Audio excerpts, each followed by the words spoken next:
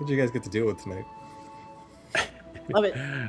Hello, everybody. Hello. Hi. Welcome to It's a Long Story. Place where we roll dice, we tell stories, and we. Sorry. So Kay's here, but not really sure. When Kay gets here, remind me to ask Kay why they felt like it was important to message us on the stream as opposed to just going to EP Mugs. They may be using their phone. Oh, they might be. You're right. They might be using their phone. It's a good call. Okay. All right. You're right. All right, Jack for the win. I have messaged you in stream when I'm driving back when I'm late for meetings. Yeah. Oh, and cue the yelling. Here it comes. Fair enough. That's on me. Okay. Hello, everyone. We are here with most of the new moon. Kay is just having some technical issues, so hopefully they'll be joining here in a little bit. But in the meantime, what the heck? Why is Ogre here? What? This is on me, gang. Okay, I'm just gonna put this back up. We are here with the new moon. Everybody, take a look at your camera, wave, and say hi. Hello. Hi. Hi. Welcome. For those that have no idea what this is, hey, how's it going? We're a D&D live stream. Runs every Monday, Tuesday, Wednesday, Thursday, and Friday. Having 5 parties, living, existing, and breathing. For those that do, in the same homebrew world. The wonderful, beautiful world. Again. She waved it What? With us. Kay waved with us Oh. through YouTube. Great, thank you. The wonderful, beautiful world of Astera. So welcome. Beautiful. Welcome, friends. Sorry, I'm having to fix something that I'm not really sure what. I'm not really sure how that happened. Okay, there we go. Cool. Now it doesn't look that weird. There we go. Welcome. We're back. Yay! We've been off for a week. So happy to be back in the swing of things, gang.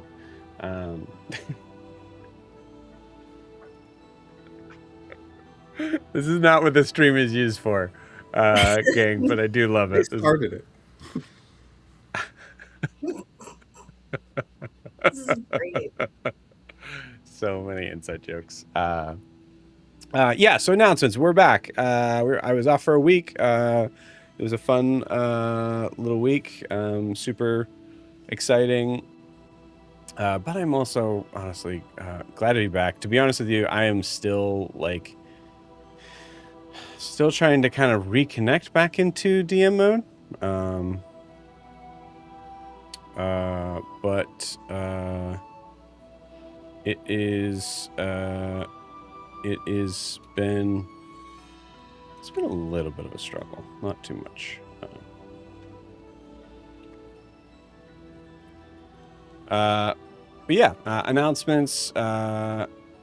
We have an open spot, no longer in our new moon place, as we have found our player. We are working to be able to kind of set up that character ready to go. But Hayden will be joining us soon, most likely when we wrap up this chapter in Hasimo. So, which we might find out exactly how close we get tonight. We'll see. So yeah, excited to have Hayden joining in. Also a reminder to everyone here that we still have an open spot for our Thursday campaign in the Brass Light. So if you're interested in joining in our steampunk western with cowboy hats and guns and automatons and brassborn, which are our version of Warforged, some political intrigue stuff, some really heavy drama stuff with designs of inventions and inventors and understanding how would I put it? Going into the confines of identity, and being able to handle that agency both as a player in a game, but also really inside the actual game itself. It's very fun. It's very crazy, and then also it gets a little wacky and weird at some point. There's a devil snake. That's the thing. What? Or snake lawyer. Excuse me, snake lawyer. Yeah. I mean, sounds succinct. I would explain it, but I don't think You just gotta don't think tune I would into do the justice. stream or join it. Yeah, that's it. So check it out. Go to startplaying.games/GM/It's a Long Story to be able to check out that little primer for that. If you're interested, if you're around for that 8 o'clock Eastern Standard Time on Thursday nights, that is when it will be. So check that out. Please make sure you message me on that. Don't just click the yeah, I'm in, because we need to just have a little bit of a check in to make sure that you'd be a good fit and we'd be a good fit for you. Again, check that out. That link is right there. It's also in the description if you're watching on YouTube. Startplaying.games/GM/It's a Long Story. I think we're coming up on year number 9 or so. Doing Start Playing, and I think that would be like year 4 or 5 full time. So it's crazy. I know it was in August. That's what I know. So time, crazy thing. Let's see what else.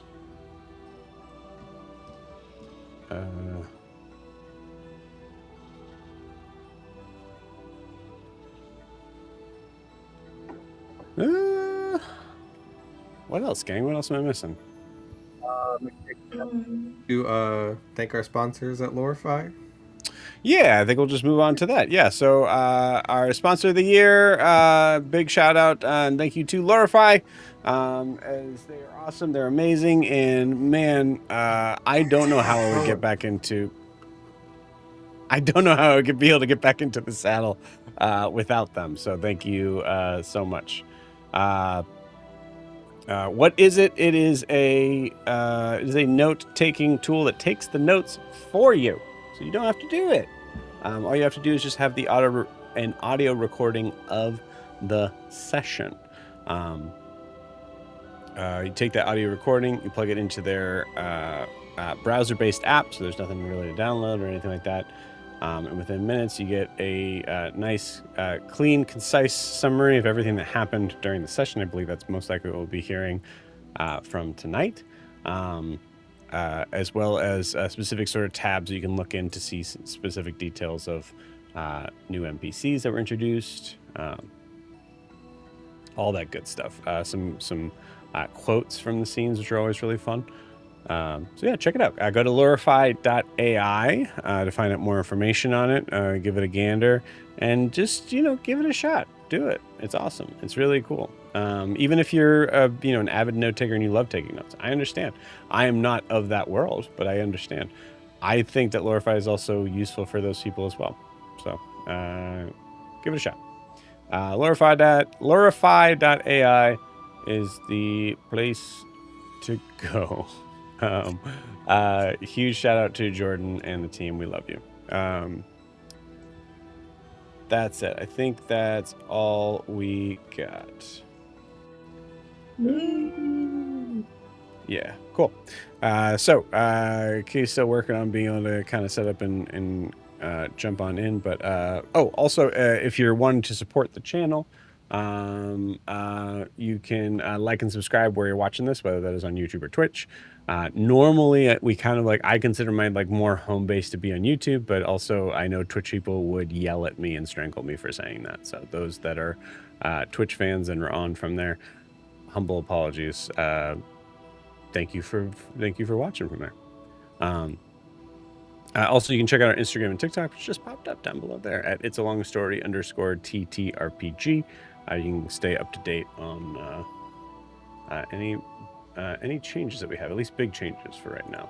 So that's it. That's all I got. So before we jump into tonight's session with our friends in the New Moon, we need to get a recap of where we left off with this ding dang party. So Chelsea, please take it away. Okay. All right, we're doing a cold read, so everybody bear with us. Okay, it's also been 2 weeks. The party, we started off with us jumping out of Titian's bag of holding as the Shirome Tower is starting to collapse. Kaz realized that the tower is falling straight down, so we begin a 1.5 mile dash toward ground zero. Shenanigans ensue. Anthe animates Rocky, a giant stone lion, to try to distract a troop of guards at the Shakur. We all did various attempts to help civilians and usher them out of the danger. Some of them worked, some of them didn't. Green used Danzig as kind of a snowplow to like move through the crowd. That's what it says. Yeah, that's the tower faster. Adema unearthed a runic table and iron cages from the rubble, identifying them as torture devices. Kaz disguised himself as a Leonin and successfully deceived the Roar guards into questioning the Jakvar. Prisha went around collecting the bones that she found, identifying mutated bones of displacer beasts, nagas, and humanoids in that debris. Grian then ignores, I'm pretty sure, Prisha's warnings, and touches a cursed cage, and then starts exhibiting an odd sort of personality change, much colder, much more distant, repulsive of Prisha. And as he turns to leave, Prisha notices that Green has grown a second right arm. Sorry, repulsive of Prisha, and that's weird. That's weird. Like, more so Brandon than usual. and Kay? No. Like, more so than usual. Yeah. I'd say that's spot on. That's what we got. And then Cool. we took a 2-week Awesome. break. So that's all I remember. And now we're back in the swing of it. Cool. Alrighty, friends.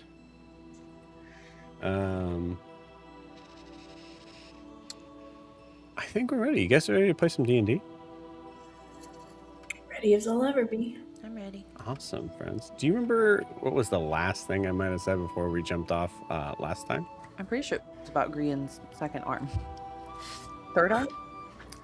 I think it said that we were going to leave the situation, right? Mm-hmm. Sorry, Mike. And then just kind of go on with our lives and do what we need to do. Yeah. Everything was magically better. Oh, yeah, right.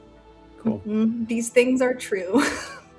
I mean, I was gone for a week and was busy with stuff, so maybe I'm wrong on this, but I believe the last thing I asked everybody to do was to roll initiative. That's right, you did. Are you sure about that? I'm very sure about that. Now, I will say, Adim, weirdly enough, in my ADHD brain, 23? 28. 28. Dang. I do remember it was really high. Yeah, unusually high. Because I usually roll crap for yeah. Oh, are you? Already rolling? Wow. Yeah, some of you guys rolled it last night, or last session, 2 weeks ago. But all right, gang, let's jump in.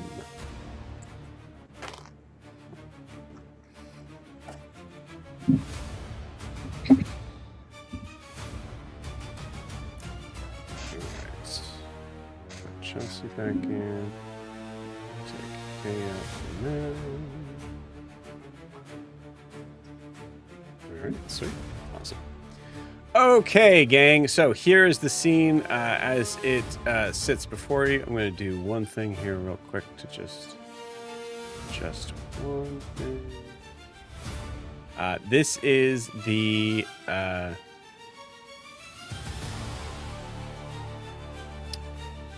confines of this, the ruins of what has happened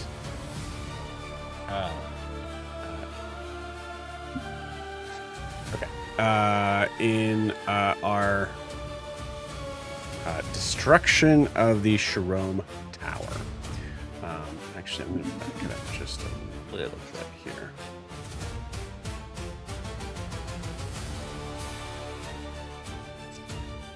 Oh boy. All right, cool. So we have two views of it. We have this view, and then we have this one. For everything that is going on right now, we see that there is Leonins that are here. Also, just assumption on the field as well that there's going to be some citizens, passerbys that are doing a bunch of things. Some are trying to figure out what's going on. Some are just noticing some glittery treasure on the ground and trying to kind of loot that stuff. It is absolute chaos, but this is what is left over from the tower here.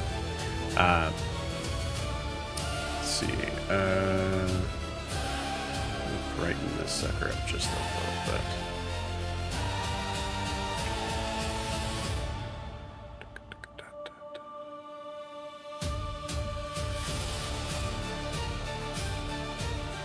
So intimidated by music right now.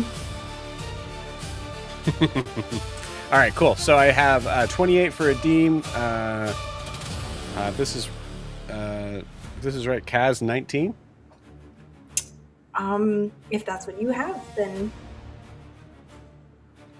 That's what it says in Discord. I'm seeing this in a chat. Yeah. in a chat. Is that right? Yeah, in mid-game chat. So this was your old initiative that you guys rolled. Is this right? Someone correct me on this. Okay. So I got Adim 28, Kaz 19. I mean, this K just sent this to me. All right. Cool. If you guys rolled again, we can say let's just do the new numbers. Honestly, let's just do the new numbers. Honestly, that was 2 weeks ago. Couldn't tell. Yeah, cool. So Kaz, what'd you get? New roll. Yes. Okay. 17. 17. All right, green. 18. 18. Chelsea, if you can hear me, what is your roll? I got a 3. Okay. All right. Adim, would you like to roll for wait. Anish? What were we rolling? Sorry, I thought you were asking my initiative roll. I went to get socks. I'm cold. I did. It was initiative. You're good. Oh, it was 3. On a D20, I rolled an 18 for Anish. Whoa. Cool. We'll mesh up.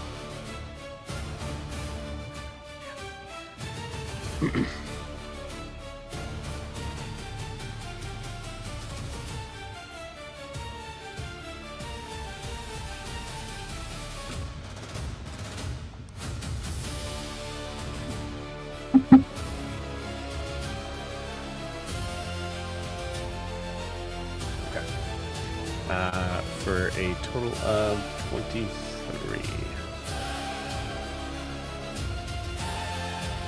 Okay. Roll guards.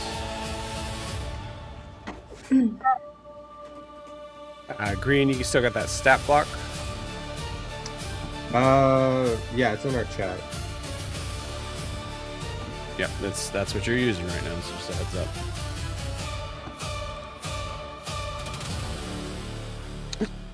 And we'll do a layer. Okay, cool. So first things first is Adim. So Adim, you are, if I recall correctly, you are right next to Grian at this point, walking away with him. So I will pull up a thing to be able to kind of zoom in to where we need to be. But yeah, it is your turn. This is going to determine exactly how I do what I want to do. Has Adim noticed the third arm? Good question. Sorry, did I just screw something up? 1 second. Okay, good. I'll say give me a, because I don't think anyone's shouted out anything yet.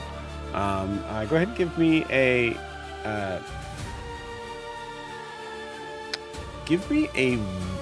religion or arcana check, actually. Let me see. And they're the same. Okay, so that'd be a 6. So I'm guessing I did not notice it. You do not notice it. All right. To be clear, from your angle, that third arm isn't there. Right, and that's fine because I knew what I wanted to do last session before you mentioned the 3 arms. The 3 arms would change that. Cool. Is he facing me or do I have his back? Whatever's easier for what you want to do. There's no facing in D&D, so. Okay, then I am planning on hitting him. I'm gonna sucker punch him. Tavern Brawler Strike, trying to grapple him. Okay. Let me just clock him, and I'm gonna try to grapple him. Yeah. He's not acting right. Now, if I'd seen the third arm, that would have been my trident, but because I haven't seen the third arm, it's just gonna be my fist. So let me see. Unarmed strike. There's no way I hit the first time. An 8. Second time. Oh my god. I am just. Yep. Another 8. 11. I missed 3 times. I'm trying to get you got it. I'm going to say, just for one thing, just to kind of double check on this. Green, roll me a perception check with your current stat block, please. It's a whole ass 2 plus. Okay. 12, so yeah, 14. A 12. What? 14 total. 14 total. Okay, never mind. The 14 you definitely would have noticed. I assume I tripped Cool. over my own feet trying to get to him with those rolls. Yeah. I mean, there's a lot of rubble here. I should tell you all that that assume most of this is difficult terrain. Yeah. So Yeah, that's that was my action. Yeah. Adim, are you good? Just watch Not your really. step. If we're leaving, you should probably just keep an eye on where you're going. I put my arm out, I'm like, yeah, help me up.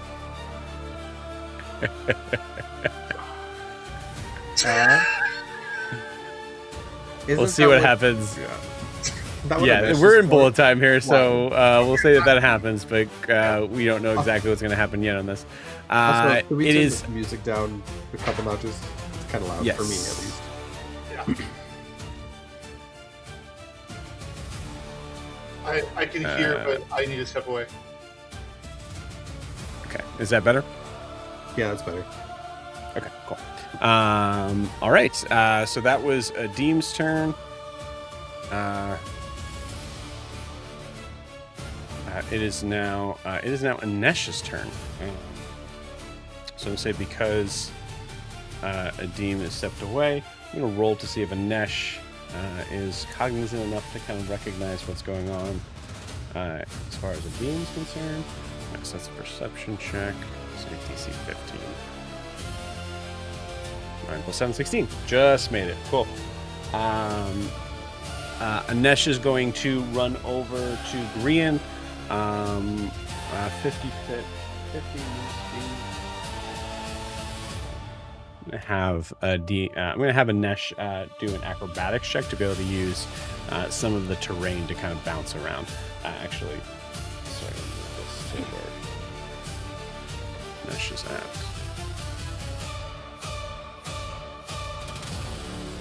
So Anesh is right there. Okay, so acrobatics.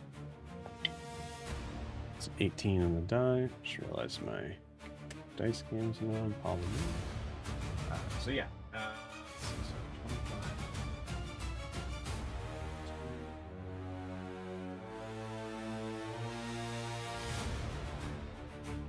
That gets him right there. And he is going to throw a dagger. I'm going to say he has disadvantage on the dagger that he is throwing because he is trying to aim for Grian's feet, somewhere that he knows is not going to be lethal. Got it.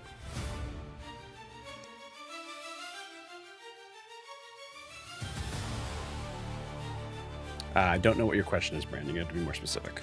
No message. Okay. Okay. Wow, 2 7s. That is a 15 to hit. This actually would follow into that question. So would I be using the stat block or would I be using greens? You're using the stat block fully. Okay, so then we're not going to worry about that part then. Okay. Would you say 15? Yes. That will hit. Okay. Yeah, I'm gonna say it's more of an idea of like a full possession sort of thing. Okay, no, it's good because if I had to use green stuff, it would be a AC of 20. That's why I was asking. Yep, makes sense. Okay. All right. That is 7 points of piercing damage, and roll the sneak attack on there. Oh, that's pretty good. That is 25 points of sneak attack damage. 7 plus 25, or just Yes. okay, cool. 7 plus 25. Okay. Brian just grabs his foot and he's like, God's fuck, what is wrong with you, Anesh? Jeez. Well, there's no Jesus here. But God, just help Adim up. What are you doing? What's the problem? Going to zooming to Anesh's face where there's a little bit more of a confusion, kind of like trying to kind of look back and try to check with Adim. Adim, I assume you're not saying anything just yet, but I'd say with eyes of like, yeah, something's definitely still messed up. 100%. Cool. Alrighty. Sweet. I will add, when he says just help Adim up, I'm like, you're closer to Grian. With my arm extended. Okay, cool. I like it. Sweet. Okay, that is... Come on. Okay. That is... actually the Leonan's turn. Okay, so we got a couple here. Kaz is in the kind of wings here. Actually, I'm going to switch to a screen that can kind of easier see the overview. What's going on here? So we have...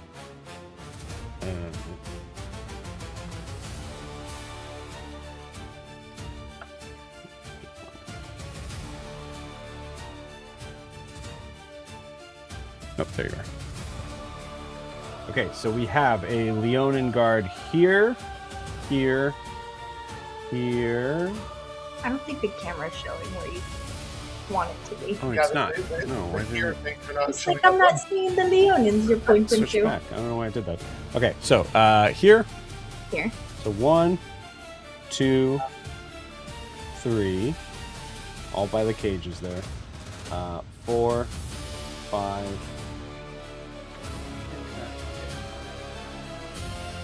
Yep, there's 5 there. Now, as per what we have already looked at from Kaz's incredible ability to be able to convince them to focus and pay attention to the disgustingness of what had happened in the Shirome Tower, I'm going to roll for them one time on whether or not they're going to continue to engage you or not. Because of this, I think this is fair to say it is a 50-50 shot. They have orders. They know what they're supposed to be doing. However, Kaz rolled crazy high the last time to be able to... And you guys had a kind of a group effort of trying to convince basically these some of the roar here to maybe recognize that the orders they've been listening to have not been...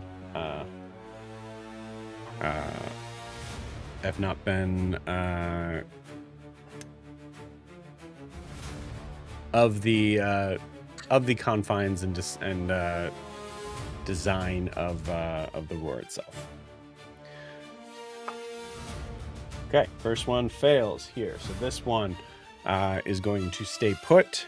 I'll put condition markers on them of saying that they're going to be staying put and not being attacking. Second one is staying put. Third one is going to engage. That's cocked. It's also cocked. It's a nat 1, so the fourth one is not going to engage. And the fifth one's not going to engage. So only one of them is actually coming to attack and handle things. So I will just put one. I'll just put a marker on the one that is currently still engaging.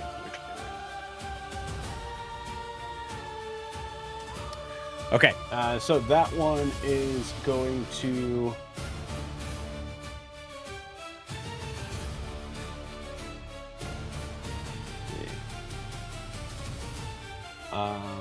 doesn't have eyes on Kaz. Definitely has eyes on Ianthe. And eyes on Anesh, who just ran by. Did I shift out of being a Leonin, or am I still one of them? You tell me. Is that is there a time limit, things like that? I believe that there's an hour time limit. Okay. So I'll say go ahead and give me, we'll just have a one-time sort of, actually, for this turn, well, he doesn't have eyes on you anyways. So we'll say if you are within eyesight, there will be a deception check given for that. Simple. Cool. So Anesh or Ianthe, 11 or higher is going after Anesh. Below that, going after Ianthe. That's 2. Great. Oh no.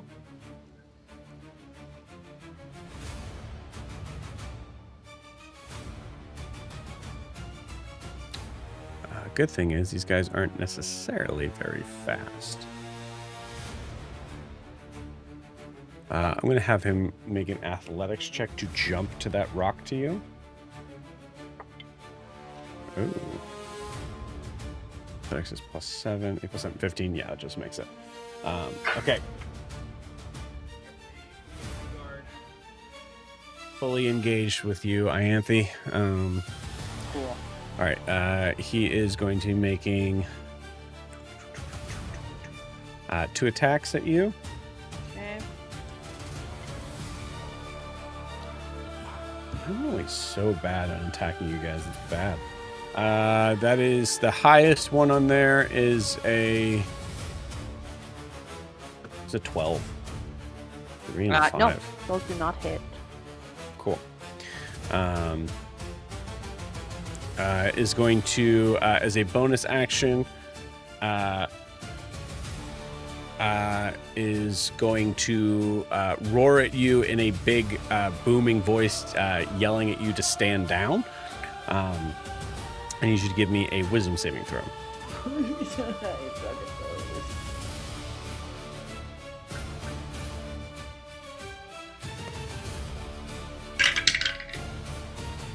Oh, that's pretty good. 18. 18. Okay, cool. You are not frightened by this paladin's roar. You have heard Tishin do this a number of times. What is your response? You've got something in your teeth, right here. Cool. Brandon, these are questions you should have asked me before. Yes, 90. Okay, I was just under the impression that it was B, so I thought, okay, great. Yeah, full stat block. Great. Sweet. Okay, cool. That is a paladin's turn. It is now Green's turn. Okay. Is this knife still in my foot? Yes. Cool. I just have to where to go. I'm going to. Oh, yeah, it's right here. I'm going to just look, like, take the knife out of my foot I'll take whatever damage that is. But I'm just gonna look at Adim and Anesh is right there. Just say, if you guys could just figure your shit out so we could go, that'd be fucking great. Need to get out of here before Bastarus gets here, and I don't have time for this. And I'm gonna need a wisdom. It's a charisma saving throw, DC 15. Okay, from Adim. It would be anyone within 30 feet. Oh shit. Okay. So that would be Adim, Anesh, and Prisha. Ooh. This is not bad, guys.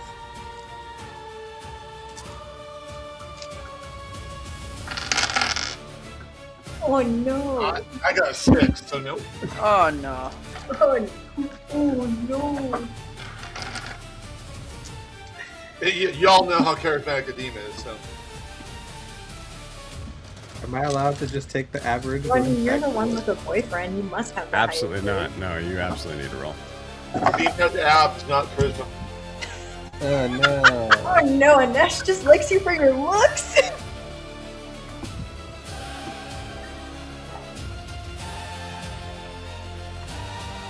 Oh god.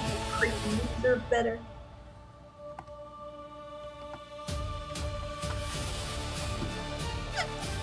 Okay. So in this, just like anger and frustration of nobody listening to him, whoever failed that is gonna take 40 points of psychic damage. Holy shit. It took a second is to it- register. Is it half? If they It's make a half- save? It's half if you save, and you are emotionally overwhelmed until the. And then while overwhelmed, you can't take reactions, and it's the next attack roll or saving throw is made with disadvantage. I'm sorry, is this a D&D panic attack? Is that what you just did? Is this identity break? Yep. Okay, it says one creature. Oh, great. Brandon, come on, buddy. One creature within 30 feet. Alright, I'll do Adim's odds. This could be Adim. Okay. So, Adim, you take, you said 40 points of psychic damage? Yeah. Okay. And so, while overwhelmed, cannot take reactions, and next attack roll or saving throw is made with disadvantage. You're muted if you're talking, Jack.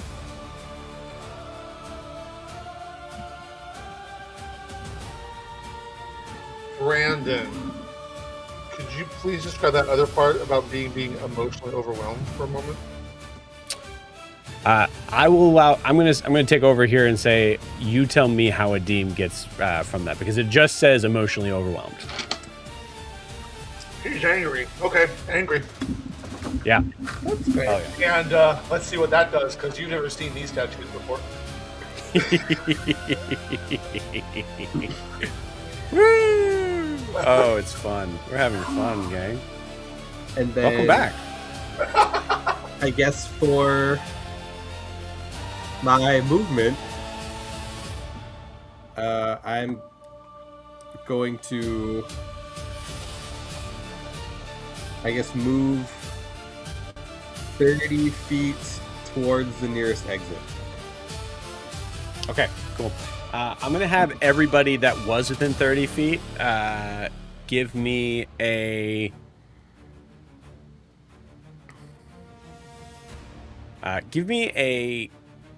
insight check DC 5. Who was that again? Was I- Everybody within 30 feet. I rolled a 5. So. Cool. Yay. I would argue Adim took the damage. Adim probably doesn't have to roll. So that would be. I guess that would be a Nesh. So we can say that you rolled for a Nesh on that. So we'll say a Nesh is aware. And Prisha is the other one that needs to roll. 17 on the die. Cool, that's enough. So Prisha and Anesh are both aware that something is definitely wrong with Grian. Grian is not acting like himself. Cool. All right, Grian, you are moving in a direction. Could you remind me what the direction is? Whichever way would be the nearest exit out of here. You guys are kind of in this weird sort of open field of like there's so much stuff that's going on. So there's no real like exit here. If you could describe to me what you were trying to get to, would make sense. Probably because we're there. I want to get away from them. South, like south of the tower. So I'm assuming that'd probably be like west on the map. Yes. Back to the direction towards the Jakar. Yeah, back from whence we came. You got it. Cool. All right. What's the move speed? I'm doing 30. Okay. I'm trying to seem as normal as possible. I see. Okay. I would argue you still have the same move speed. You just don't have to be flying. The reason why I'm bringing this up is because also you're suffering difficult terrain, so you're already having your movement halved. But it is your call, I will say.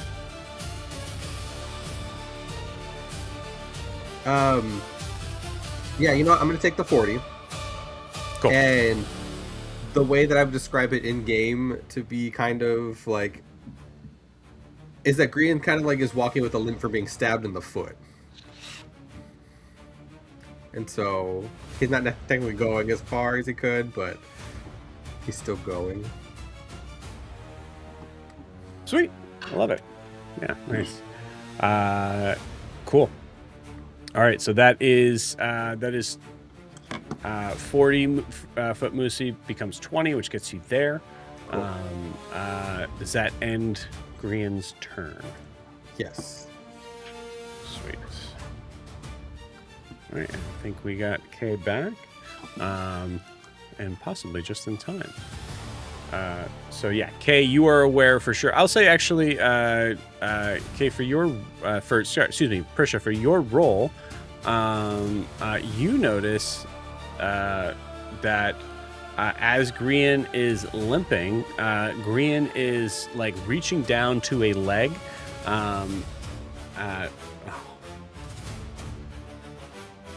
Crap! It's reaching down to a leg that seems like is not like a third one, if you would.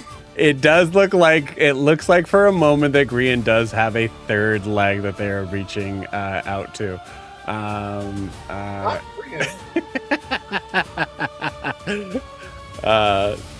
So and that's it. Good night, folks. Damn. So something is amiss. Something is off. Cool. So that is Grian's turn. It is actually Kaz's turn next. Okay. So Kaz, I know it's a big map, so you are right here? Yes. So you would have been able to have eyes on what was happening. So I don't know anything about any of that. And I'd say you... Yeah, I'll have you roll an insight check as well. You had eyes on it, so go ahead and roll me an insight check. I'm going to say it's a little higher. Okay. Okay, alright. Okay. 15? 15? Yeah, cool. Something's definitely wrong with Grian. You saw that Adim seemed to take some sort of form of physical pain from something that Grian did. However, you didn't see Grian do any damage. Okay.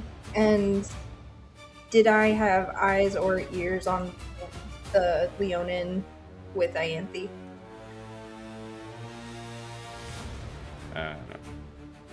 Sorry, say that one more time. Did I have eyes and or ears on that Leonin that's moving towards Ianthe? Oh, I I think you would said- say you're able to have eyes on. Yeah, you noticed the Leonin once it jumped to the rock. So yes. Okay. I can't really see how many spaces I am away from Ianthe, but can I go around the rubble and get within throwing distance? The rubble's the whole map, but you can get creative. In that Let me adjust here for you. southeast kind of C shape?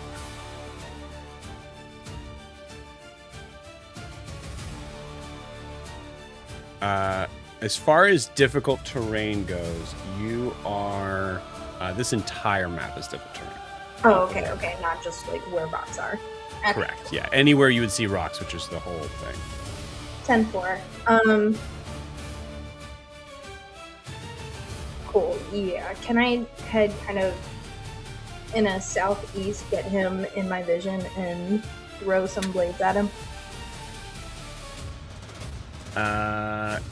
Yeah, I think so. And I'll I'm just go back dropping. to the overview here. You're dropping your facade.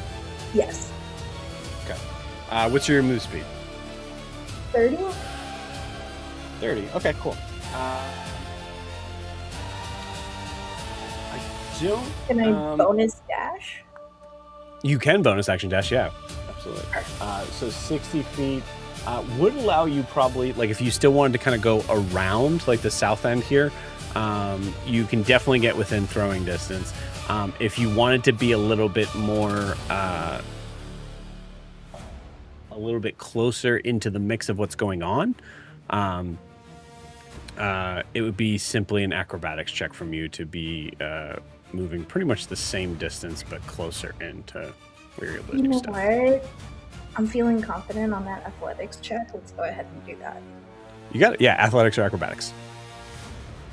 Oh, we're gonna go with acrobatics. That is a 23. 23. Yeah, beautiful. Cool. So I would say you are able to, I think you probably heard the phrase like "don't touch the cage" enough times here, of like hearing that and going like, okay, I'm not going to go anywhere near that. But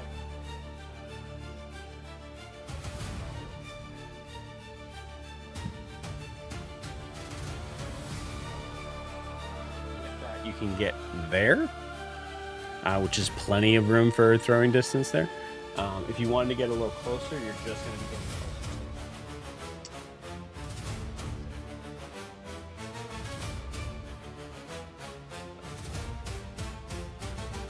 Alright, cool beats.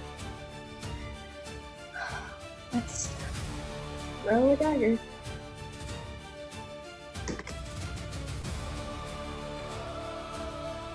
Uh, 19. 19 misses. As it clinks off of the armor. As it misses, I'm gonna just be like, hey, she's trying to help. Don't attack her. Okay. Wait, are you dropping your guys or no? I did drop my guys.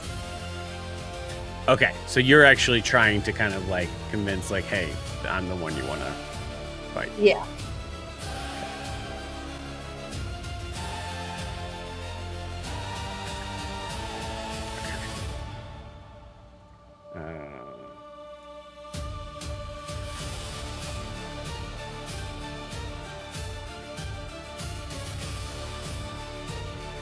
And then that'll have Okay. to be a weapon.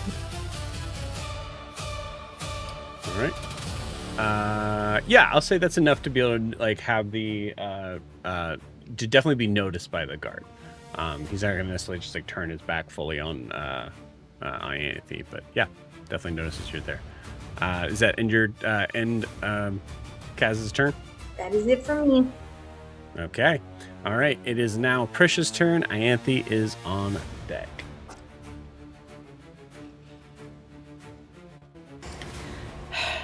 Okay.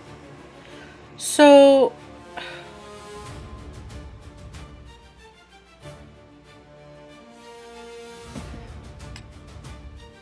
sorry,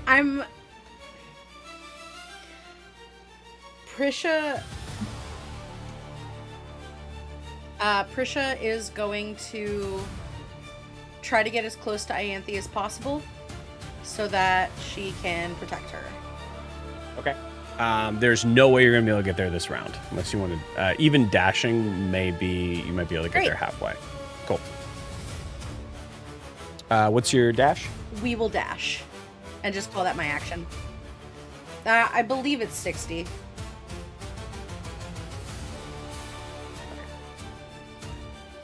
Yeah, it's 60.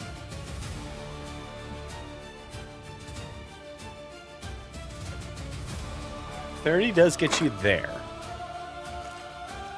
So you're still within about 12 feet. Is that with my dash? Yes. Okay, great. Does that end Prisha's turn? Yeah. Okay, cool. Just a heads up, we're dealing with a crazy amount of latency, so you might want to just try to go just to audio, okay? Sorry. All right, it is now Ianthe's turn. Great. I should still have Rocky up. Oh, yes.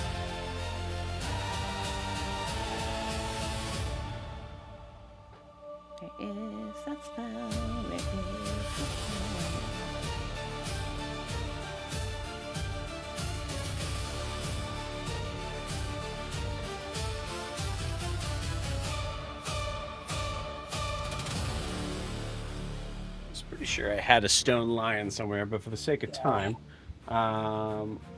where do you think Rocky would have been? Let me go back to the overview map. God. Where am I? You are right next to the right here. Oh, that's not at all where I thought I was. Cool. We'll have Rocky be just a little bit south of me. Like maybe on the very southern edge of the map. Okay. And I would like him to. Okay, I don't know what kind of roll this would be if it's an attack or a grapple. What I'd love for him to do is grab a guard, if there's one nearby. Like grab him in his mouth and just like throw it. Okay, there's only one guard that's attacking you, just to clarify. The rest of them seem to have all stood down. Okay, he's gonna attack them. He's gonna like. I don't want him to try to kill him. I just want him to very aggressively get him away from me. Okay, cool. So unless there's something specific on the stat block, I would call that a for the stat block of your lion. Yeah, there isn't like a specific. Yeah. I have like a specific. I have stats for it as an item, not necessarily as a lion. Right, but yeah, we're using the item rules. Yeah. So, how many attacks does it get? I think just one. Okay. So I'll say in this case of maneuvering a creature to the other side, we'll call that a grapple plus movement. So let me give me a contested athletics. Okay.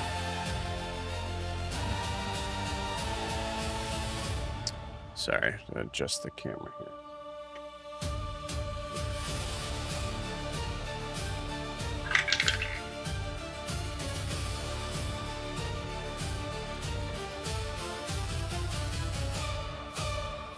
That's a little better.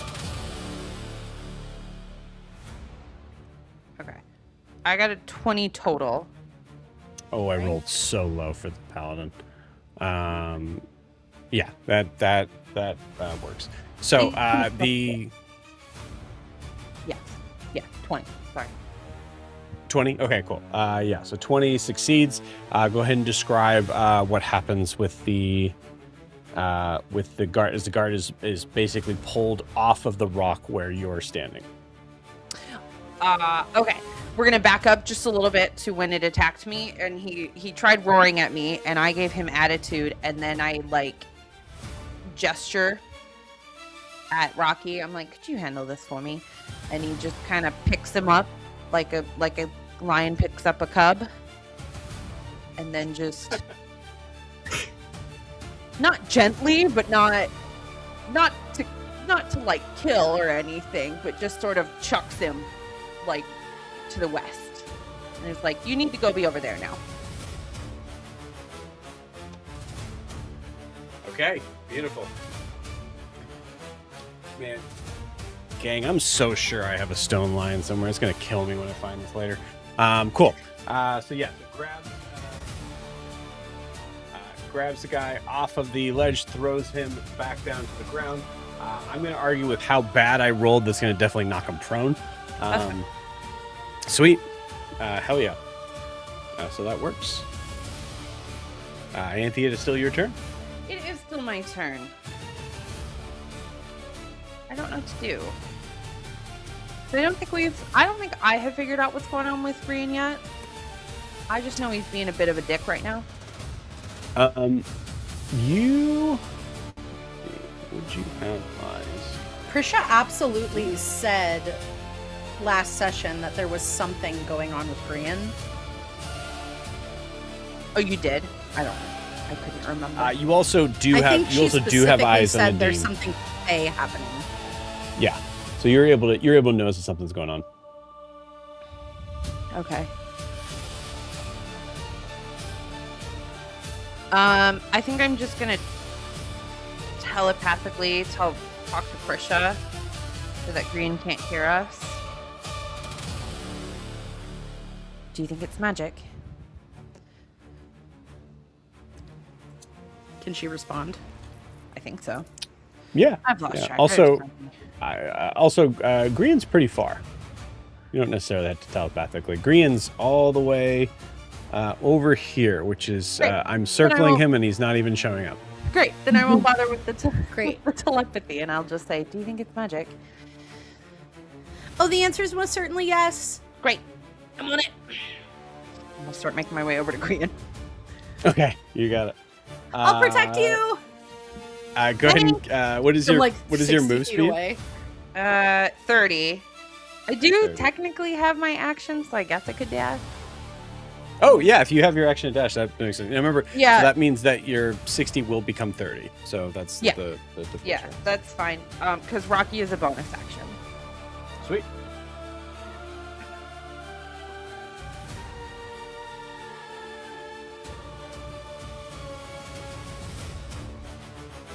I think this is totally on brand that Prisha spends her full action dashing towards Ianthe, and Ianthe, you spend your turn dashing past Prisha in the direction of where Prisha was. Risha runs up, huffing and puffing. Okay, I'm here. I'll protect you. Great, let's go. Yeah. In my head, she's doing the Roadrunner spin where she's like, okay, oh god. Nice. Hell yeah. Cool. All right. Lair action here. Let's see if anything happens. Okay, no, not yet. Cool. We are back to Adim. I don't like that. I don't like the not yet. Can you answer a few questions for me, Joe? I hope so. The first one is, I think I see where Green is, but I'm not sure where I am on this map. Yeah, Green moved 15 feet away from you. I'll tell you that. Yeah. There you go. I see Green. Where am I? You're You're right like- behind that pillar. Oh, so like kind of the northwestern part of the map? Behind the pillar? Wow. Didn't It's like- that. There's the pillar coming up from the logo, and then there's a gold circle there. Yeah, you're right there. I see right into my head. Okay, cool. Yep. Thank you. Second question, depending on what I'm going to do now. I know I lost my reaction thanks to his little his little psychic scream at me or whatever it is he did. Mhm. Can I use an action can I put a bonus action into an action? No idea what you mean by that, but probably not. Okay, so if I Can you use your bonus action as an action?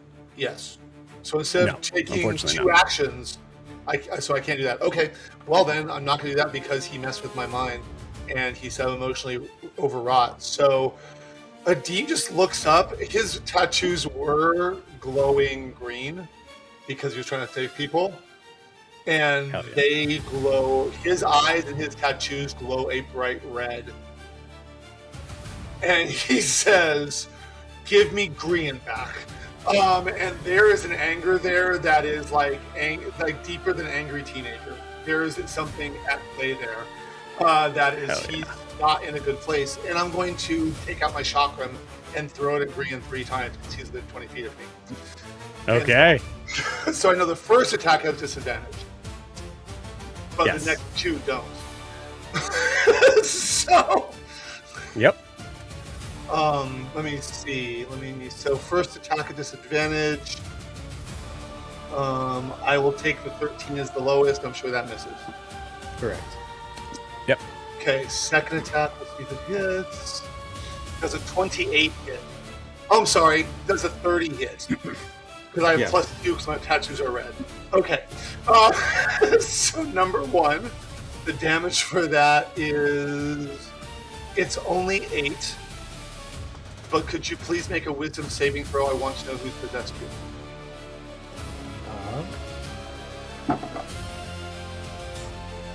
It's a 5. I think you failed. Put this So I can answer this one. Okay. Cool. So Green, just make sure you mark that down for the hit points that your creature has. Yep. Adeem, as you get back this strange sort of amalgamation of something that is consistently shifting, what or whom is a very difficult answer. However, it is absolutely something that is it is essentially kind of like the epitome of something that doesn't connect to be a specific thing. You see, like in your mind's eye, you see a correlation of arms and legs and a tail and wings, and you see like faces that seem to change within seconds, moving as if water, as something that is not able to decide what it is. Okay. Wonderful. I don't like that. But okay. Jack hates that. It's fucking terrifying. Dean I doesn't can get tell you it that. and is angry and throws the chakram again. Probably missed with the 17. Sorry, a 19. That'll hit. That'll hit. Oh, when I said 8 points of damage, should have been 10. I have 2 extra +2 to make it 10 points damage. Okay. So the second one, that will be 11 +2, 13 points of damage. Now I want to know the thing's weakness. Make a wisdom save, please. Okay. That is a 17. Not that made it. My rolls aren't that high. So I know what it is. I use my bonus action to change it. I don't have a reaction. My action is done. However, but you were going to say something. Yeah, no, you're good. I think the only thing, like, you get back a Deem that just gives a weird sort of like, this is no answer to me at all, is a reflection of your face. Great. Yay! I am going to. I think that's the bonus action. Hold on. Yeah, I can't do that. Okay. Cool. I am done for my turn. Cool. All right, sweet. With that, it is now Anesh's turn. Anesh, seeing Adeem taking a hit. Let's see. attack with the dagger. 20 feet. 60 feet with disadvantage. Bonus action for... Oh, come on.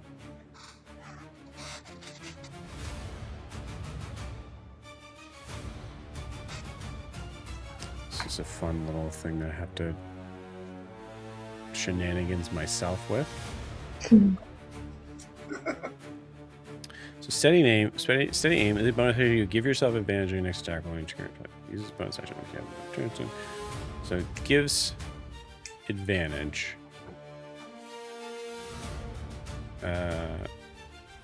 This might not work. Yeah, you need advantage on the attack roll itself, not to say that you have gained advantage. Okay, cool. All right. In that case,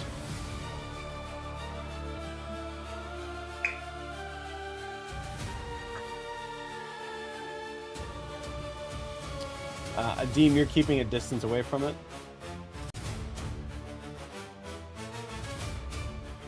I was muted, sorry. Yeah, I didn't move, so it looks like if I'm placing my token in the right spot, I think I'm 20 feet away from it. Or something. Okay, so yes, you haven't moved closer to green. Is question. I did not, because I need distance to use my chakra. Okay. Anesh is going to be smart, much less effective this way, but is going to be smart and just keep that distance as well.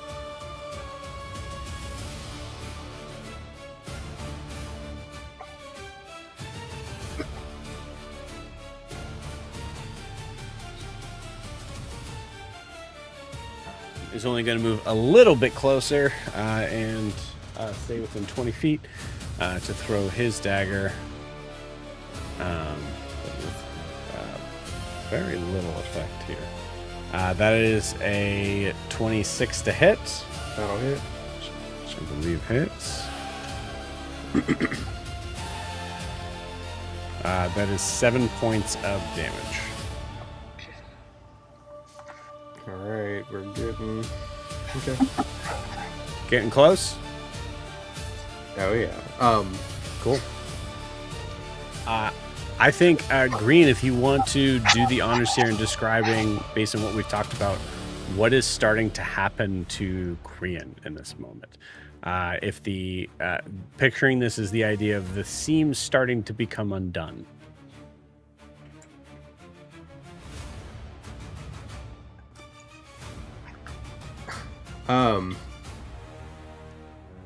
I could also take over if you want. Cool. No, I mean, I still have, like, not a good amount of hit points, but I still have a good amount of hit points. Are you less than half? Yes. Okay, cool. So, yeah, same idea. So the seams are starting to kind of come up. I'd say, like, if... Fuck, I forgot. Anesh. Sorry, I forgot his name. I think Anesh's dagger hits him, and does the dagger go back? It does not. I'm gonna say in this case he has a good amount of them. No, great, perfect. I look at Adim, and I just, without even flinching,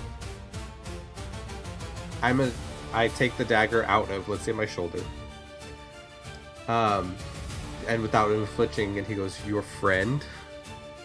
If you knew your friend, you would know he stopped feeling pain about 40 men ago." And I just toss the dagger to the side. Hell yeah. Adim, you hear that and you start to see just this weird little ripple on Grian's face. Along with that, hell yeah. Brandon, take a point of inspiration that you don't have to use in your current form right now. But I'm not done, Joe. I'm saying you don't have to. Cool. In that case, that was Anesh's turn. It's now the Paladin's turn. Paladin's going to get up and just start to fight the lion. Oh, yeah. AC. I'm here just grabbing a pen. Leon and friend. Chelsea. You're Stone Lion. Just give me the AC. Oh, please. I have to find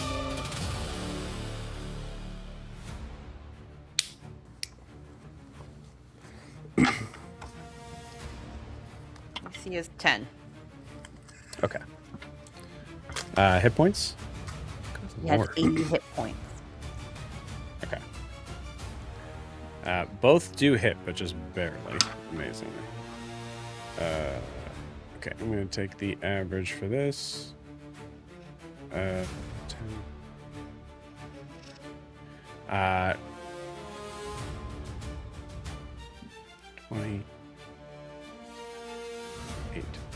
28 hit points. Yikes. I have nowhere to track this. What is it? It is now Grian's turn. Great, we're gonna keep going. I'm gonna take a step closer to Adim, like that 5 feet. Cool. Did you roll your d6?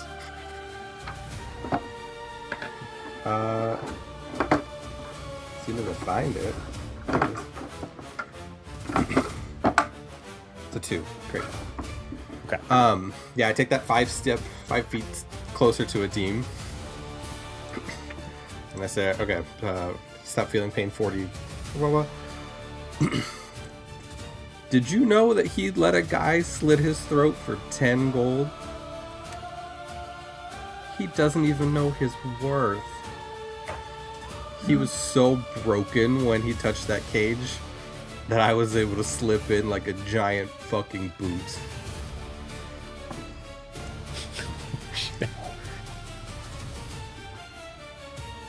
Hey, Anthony, if you could please get your brother off my back, that would be great. And I'm gonna need because I counted it, I'm gonna need a wisdom saving throw for my Anthony, DC 15.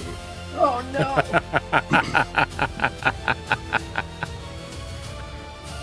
I'm not good at those. Stop making me do those.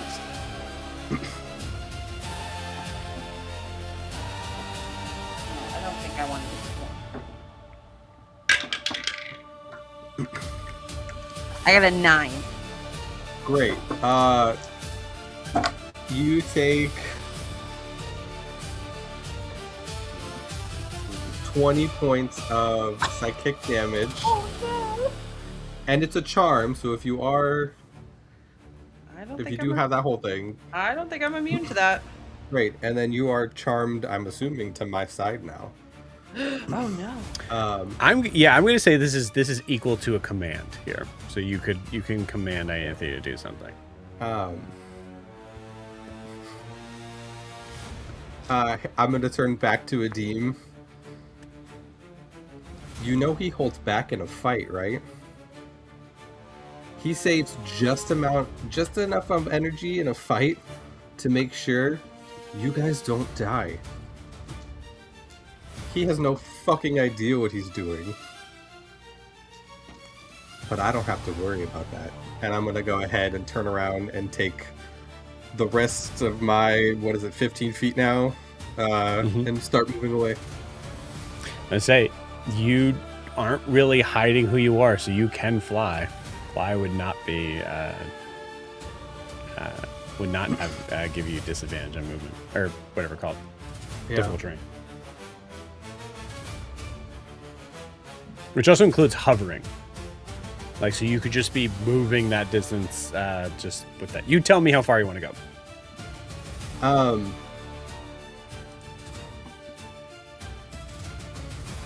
Let's play a game. I am going to flavor this as Grian putting out his wings, and I still have 35 feet of movement. And he's just gonna shout out, "Guys, we gotta go!" And I'm just gonna fly upwards. Up and away, baby. Straight up. Yep. Okay, so Grian is 35 feet in the air. Correct.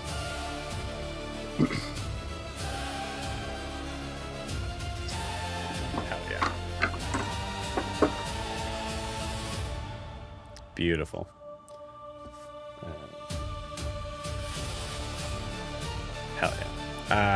Cool. All right, that is Grian's turn.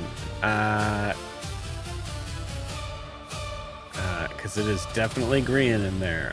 Kaz, it is your turn. Okay. I'm assuming that, guys, we have to go. That was loud enough for all of us to hear, yeah? Absolutely, yeah. Okay.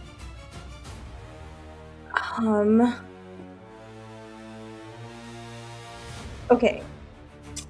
I would like to bonus action dash to get as close to green as possible.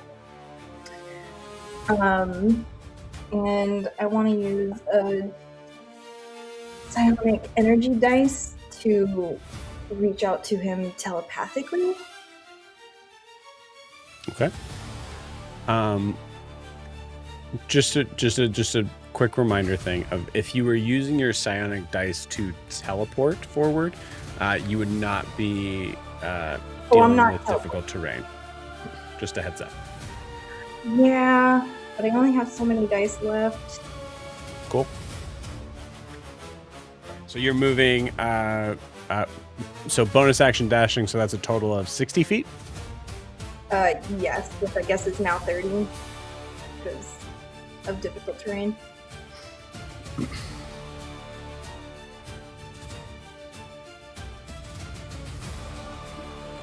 Give me an athletics or acrobatics check.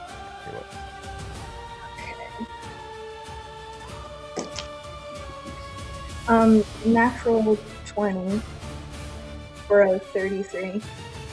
Okay, cool. You're totally fine. I'll say with a nat 20, you have an extra 5 feet of movement if you wanted to get even closer. That's about it. Actually, where I'm at is good. Cool. As I mentally reach out to him, if he said that it's time to go, I'm gonna reach up a hand and be like, okay, will you give me a lift? Okay. Can I respond? Yeah, I think so. Okay. You see Grian like clutching his shoulder and he's bleeding from his foot. And he goes, I don't know what happened. I don't know what I touched. But whatever was in me is an Nadim. And it's just... You gotta get away from him. And I'll do a deception check. Let's go. Yeah. Yeah, Kaz, roll me insight versus Grian's deception. Grian, your current deception is from your stat block, I believe. It's a 28.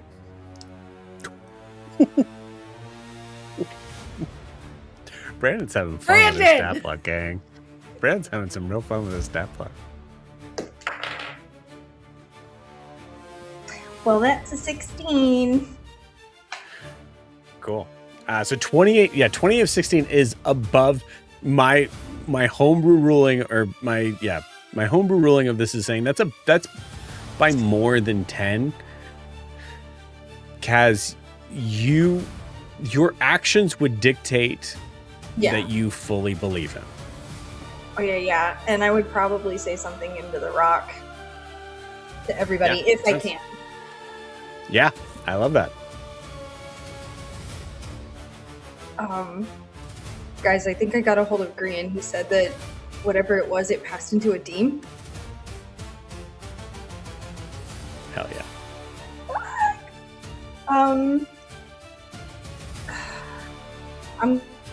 Do I have any other things? I don't think I do. I bonus, and then I use my action. Yeah, that's it. That's it for me.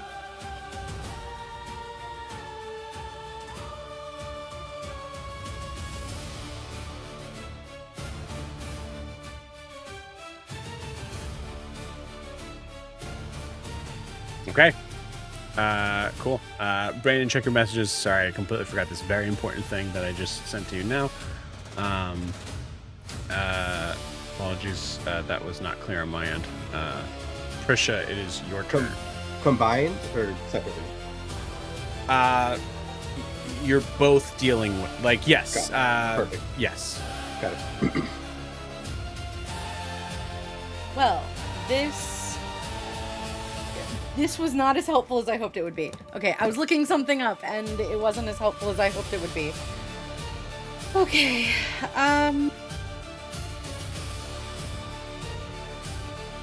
okay, thanks. I love how the wiki page for chromatic dragons doesn't have anything about chromatic dragons. So, all right. Prisha, how far would you say Prisha is from Grian if she moves 15 feet toward him?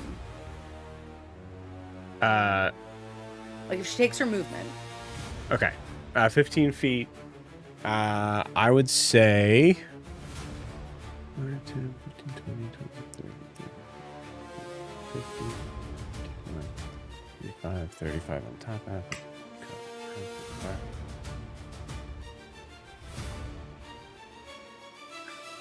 That's 75. Okay. All right. Are there any enemies within 5 feet of Prisha? I'm having kind of a hard time parsing the map. Nope. Great. Like, technically speaking, this Leonin that's right next to you could be an enemy, but... Good luck, bitch. Great. So, Prisha's gonna do something. Hey, Joe, how tall would you say the Bone Titan is? I'm just curious. I believe about 15 feet. Okay. Then we're not going to do that. What we're going to do is Prisha is going to... I lost the spell.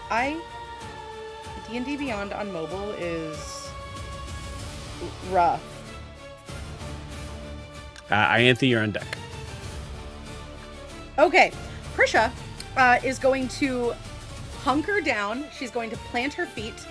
And she's going to look up kind of toward Grian and raise her hand out as like gold smoke kind of like gathers in her hand, and she's going to cast Summon Draconic Spirit to try and get something that will be up close to Grian.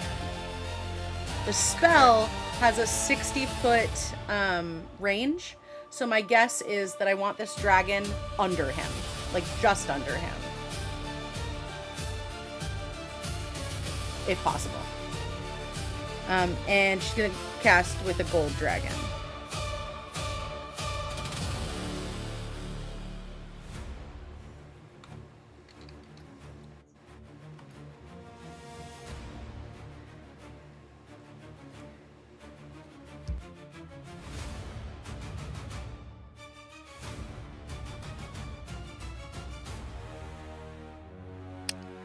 Dragon.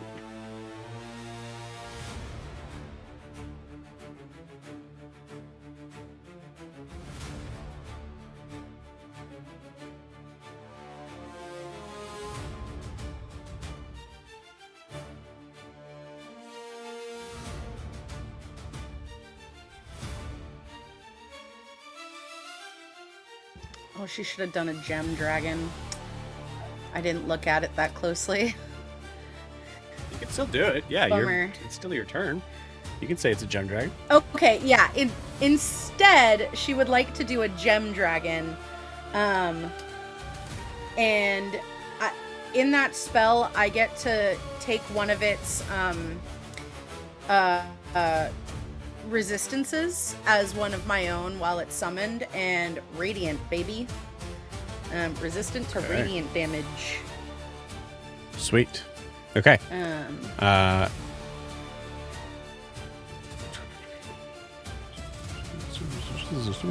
Sweet. Cool. Summon it just under where Grian is. Great. And it shares my initiative and goes after me. Yep. So that is Cool. Prisha's action and her movement. That'll be the end of her turn. The metallic dragon, gonna fly up, baby! Okay. It's gonna fly up to get up to Grian.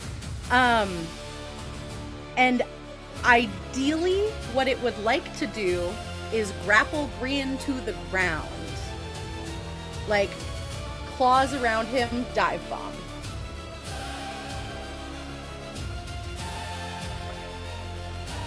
Okay. Like in a Pokemon seismic toss kind of way, or like just grapple? Very down? Pokemon seismic toss. Charizard seismic toss. Yeah. Cool. I mean, he's not. To It's not tossing him. It's going down with him. to do this would be an action. Vibes. You got it. Okay, cool.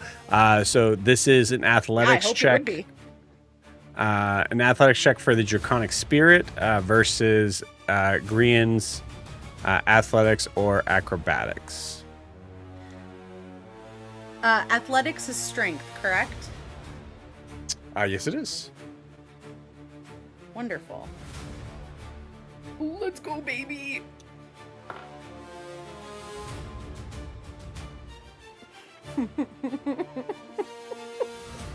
Sorry, Grievel, you're going down. 23.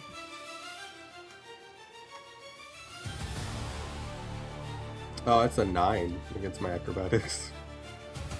Beautiful. So I the rolled a Draconic 19 Spirit. on the die, y'all. Hell yeah. Cool. So the Draconic Spirit grabs Grian's form, fully kind of takes it in as its own, and starts to pull, like to face going down. And as that happens, you see the dragon completely kind of flip in the air, and you see the wings tuck underneath, and nothing happens.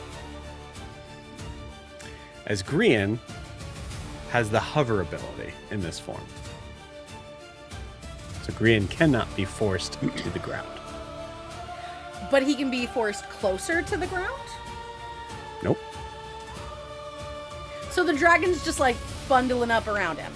So, well, Grian is grappled. That did happen.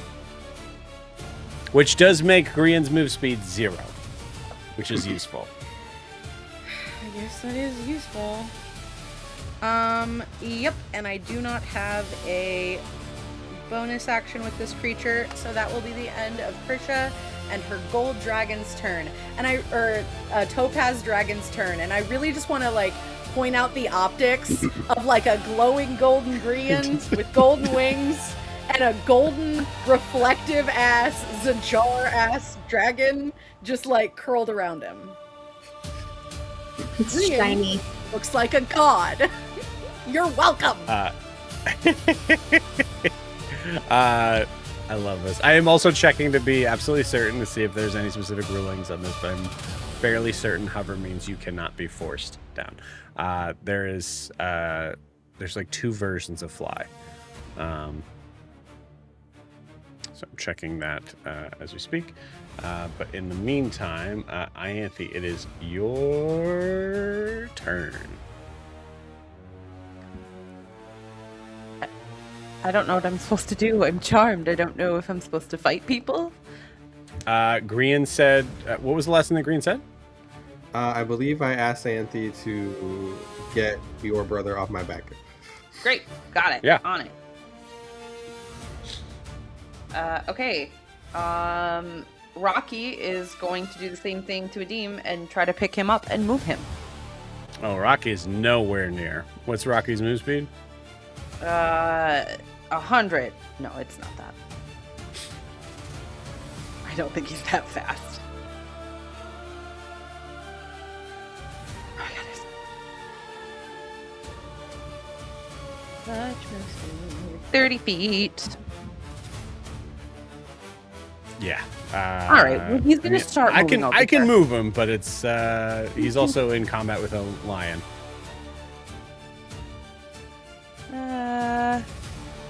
I don't know. I want him by me. Okay. Like, I want him to start moving to be close to me. You got it. Okay. AC for Rocky is 10, correct? 10.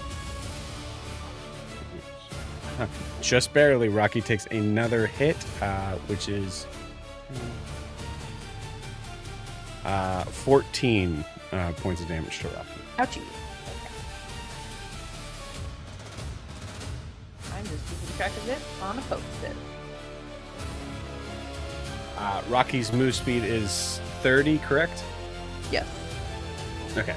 You can make Rocky dash, so I mean, I might as well. So Rocky can get there.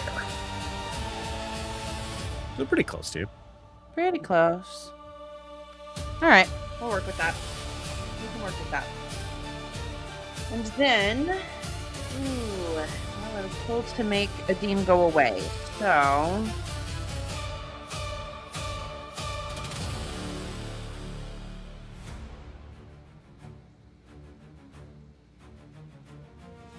I'm gonna cast Dissonant Whispers on Adim.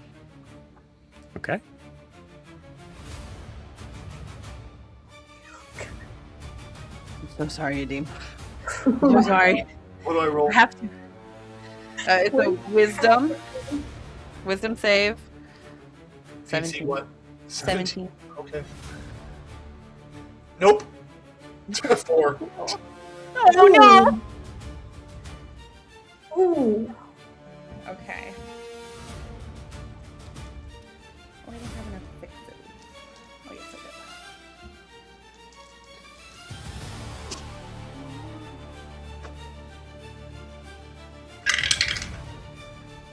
did. Wow, I don't roll great for damage.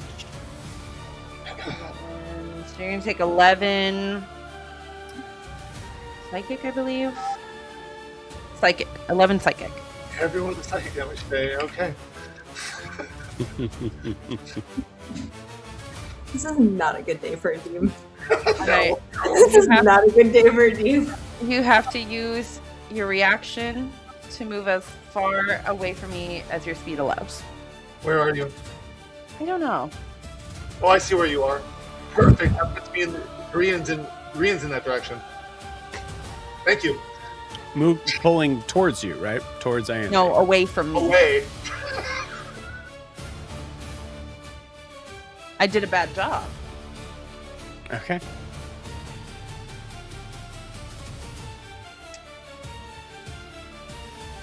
Hold on. Is it difficult terrain? I actually have 15 feet. 3 squares. Putting me right underneath him. Also, Prisha, can you please tell me what your dragon, how far away did your dragon start from Grian? Because I was wrong.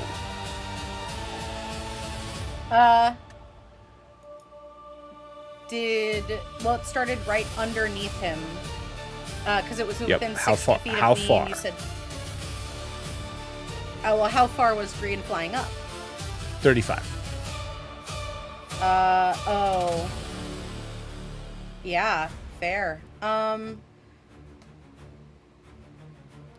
think that she had to have summoned it on the ground, which means it would be 5 feet shy.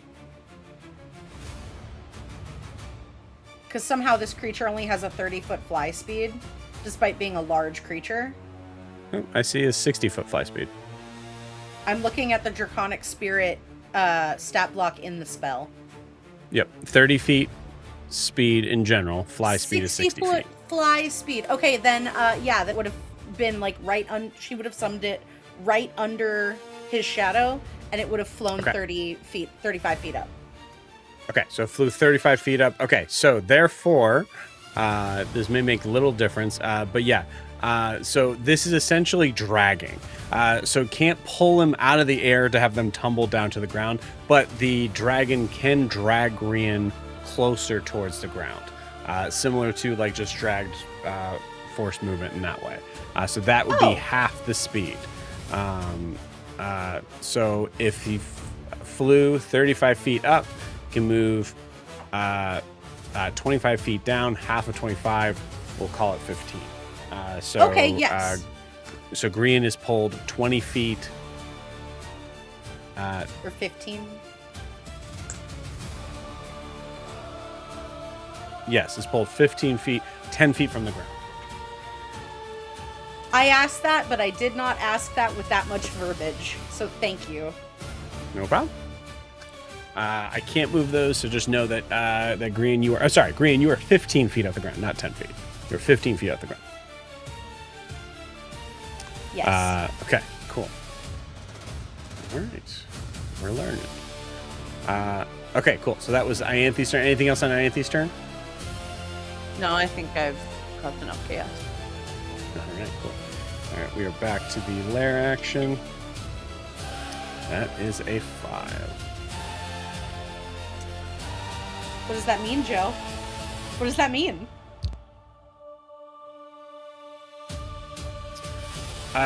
Ianthe, Kaz, Trisha, I need all of you to roll me perception checks.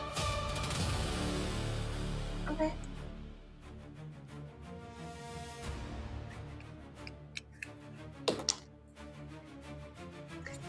Nat 20. 20. Yo, nat 20 as well. Yo. I didn't get a nat 20. I'm so sorry to tell. What did you get, Ianthe? 12. Great. Yeah, 12 is good. Ianthe, you did not perceive the cage behind you all of a sudden starting to shift and shake as if something is appearing out of it. Oh, that's No. But to be perceived is the problem here. So these nat 20s that you both roll means both of you need to give me a charisma saving throw. But Joe, I thought to be perceived is to be loved. Not in this case, not at all. To be perceived is to be you noticing means it notices you. I feel like this thing would love for you to notice it. Yes, I please feel like notice me. me specifically, this thing would love for me to notice it. You said charisma? Yes. Okay. Boy, I'm so good at that. 15.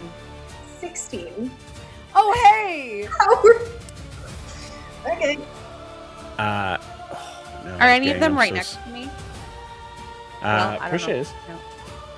So you do technically get a +1 because I'm concentrating on. What's a the spell. range? I don't think that you're an Like ally. 10 feet. Well, that's also a question. I would argue you're an ally. The assumption is that what you are doing here is helping Grian, who is on your team. Oh, I see what you're saying. Yeah. Because we are Well, actually... we can- I am attacking Grian. We can handle this in an easy fashion. So, Prisha, you rolled a 15. Kaz, you rolled a 16. Both of this being your charisma saving throw, correct? Yes. Awesome. The DC of that is 15. So you hey. just made it. Hey. Prisha, from your view, because you rolled a 15, I would say you see the effects of something that is maneuvering outside of the cage, and then all of a sudden you see something right in your face that has this like weird sort of watery visage of itself. You see this like weird kind of like razor-backed this like razor-like fin on the top of its head, and you see this like webbed feet and hands as you see it just like seemingly like floating in water, but it being hands. You're And beautiful. then you see it. Well, shit. Well, You say you're beautiful. And I think that's what happens with the 15, because you see it start to kind of grow horns and extend out, and you see like the hands like start to become more humanoid. You see hooves start to happen, but you say you're beautiful, and you see it start to kind of crackle within itself as if it's like having trouble understanding exactly what it is. You see its head kind of tilt to the side, and you see that visage start to kind of go back into the watery substance. And you see it just kind of shake it off, go to its normal shape, and then fully swim upward into the sky. Ah! Cool. And that's Very the lair nice. action. Very nice. Being the weird Deem, one. Deem, that is. I mean, we know you saved. I loved that you being like, you're beautiful is how we figured out how you saved. It just got really confused. I was like, I don't understand. I'm out of here. It's just weird, guys. It didn't. It had trouble with self-acceptance, and that was its downfall.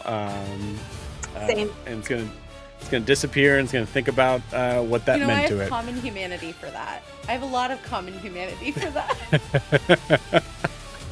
Perhaps we could have some like willing hands and like talk about it. maybe it'll come back at some point. Who knows? You know. Can we trade it for Grian? I'm sorry, what? Wow. Adim, you are up. Grian is 15 feet above you, currently being grappled by a golden dragon. And yeah, it is very pretty. Topaz. He is Sorry, Topaz. He is 15 feet above me, but there is a dragon that seems to be on the ground. Is that correct? No. They're both, like, the dragon is holding Grian as like physically trying to pull him further and further to the ground. Wings just kind of like pushing like opposite to try to kind of push the air. I get it. Upward to push himself down. Oh, I can get underneath. Then I don't have to move through the dragon or over the dragon. No. So my question for you is this: with climbing, no longer takes extra motion for me because of my feet. I bought my haste and use the column that is to the west of the Green and the Dragon to get higher. Can I physically use that height to get to Green, who is grappled and I will have advantage on attacks? Grapple does not cause advantage on attacks. It's just speed equals 0. I will say, because there is not necessarily much to climb as opposed to making a really cool ass athletic leap, you can absolutely do that.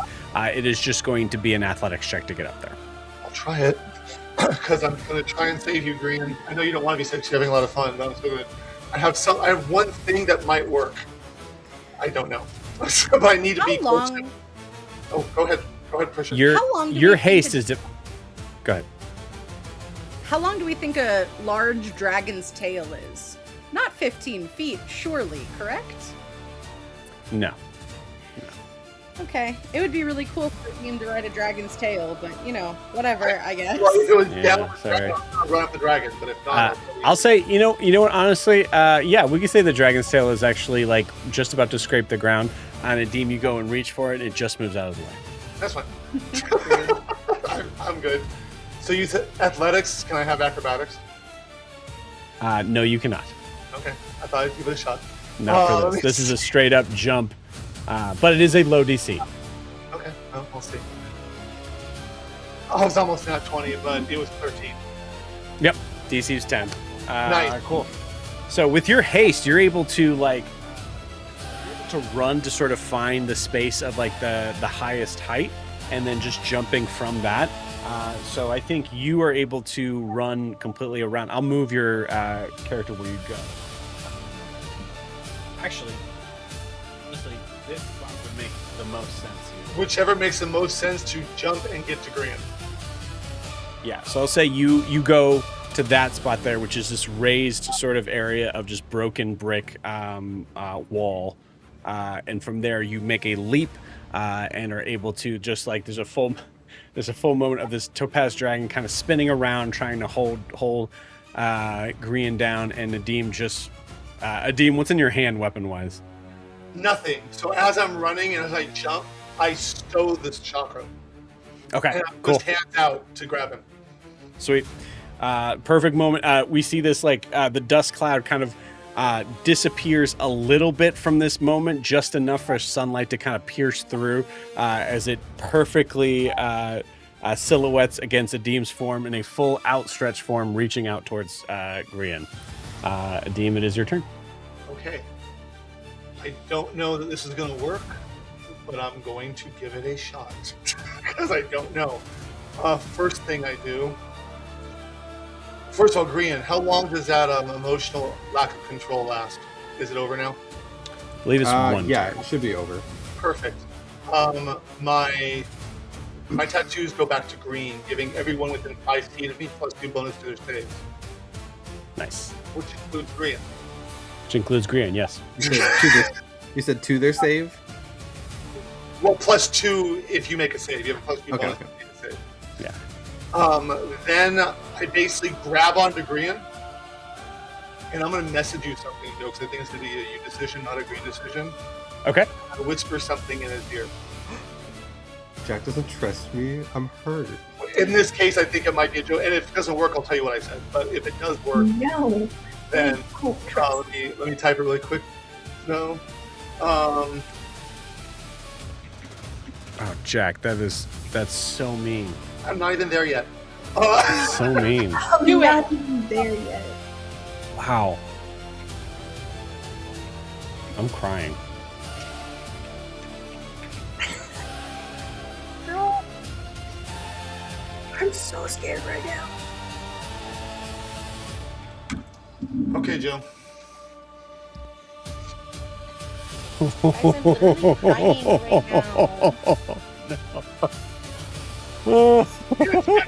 Never to save Grian. What did you do? I'm gonna ask Adim and Jack. Are you sure you want to do this? No, but that's what Jack would. That's what Adim would do. Jack's not sure, but that's what Adim would do. Okay. Grian. Grian's family. Mm-hmm.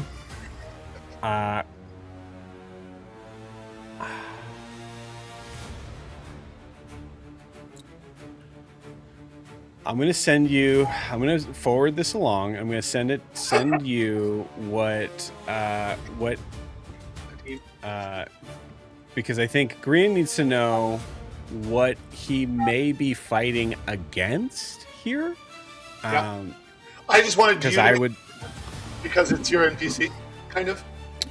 I would say that this is an enticing offer that is really hard to resist. I was hoping for.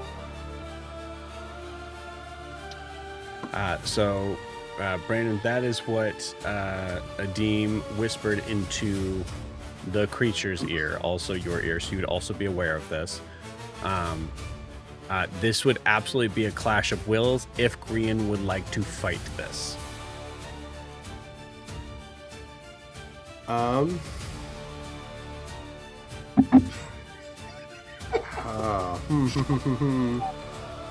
me. Oh man, because I'm also an asshole. How?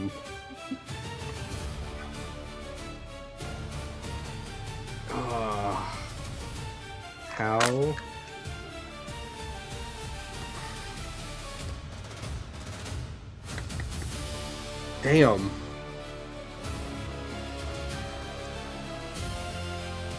I guess I'll roll. I guess how much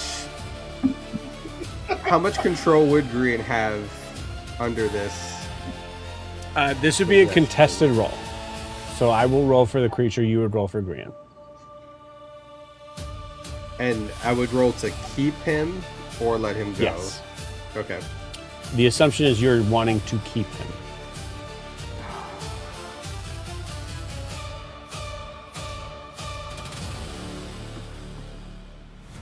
If you accept this offer, the creature is absolutely going to do what it's gonna is absolutely going to take Adim up on this. Yeah. But there's also a part of me that's like, like my secret's out, and like once I'm out of Grian would know.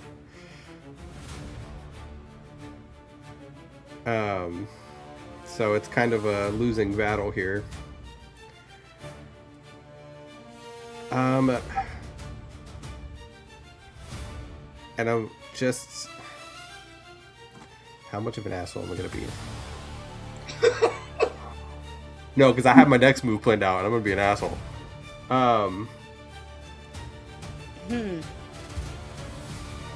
And you use movement to get up here. Not all of it, but yes. I don't think I used all of it. That would be Joe. I don't think I used all 60. I don't think you did either. I am going to. I'm gonna keep Grian. Okay, so you're going to contest this roll. Yeah. You got it. All right, so I'm going to say that Grian, you're rolling for Grian. Grian wants to be able to keep this into, for what reason, if I may ask, while you're doing this? This might affect the roll. I think it may be I mean, I've already tried to convince people. I mean, I already have convinced people that it's inside of a Deem.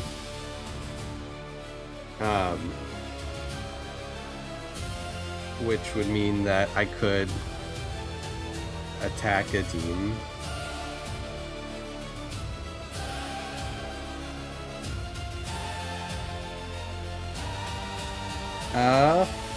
You know what? I'm gonna let it go. Okay. Adim, how much HP do you have? That's a very important question. You can text Brandon, I'm me. so sorry. If you're relinquishing, then I'm taking over the rules here. Because well, here's what happens. Me too. This creature specifically is it. Now remember, you said you're relinquishing control, right? No, like I was letting it go to Adim. Yes. Which I guess would be. Yes, you are letting it go to a Deem. So Green is relinquishing the ability to hold this this creature in place. This creature is, by definition, able to do what it is going to do, what it is able to do to be able to exist on this plane by possessing other figures. So when it passes from one figure to the next, it regains all of its hit points. Motherfucker. As it passes to a Deem, going from Green, and with that, we're going to take our 10-minute break. See you all in 10. Merry Christmas.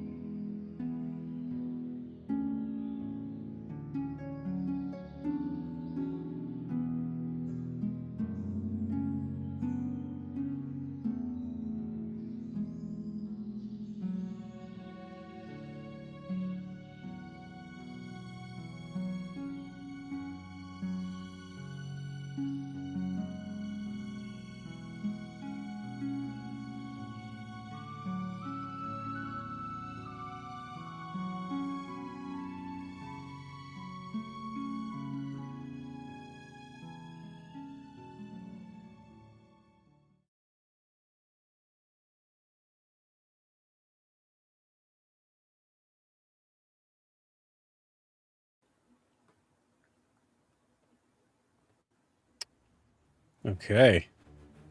Welcome back.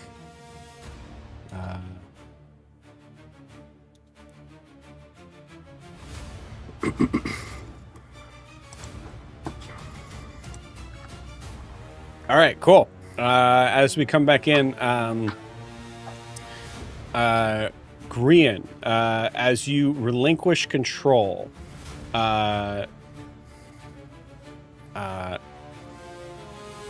the creature itself,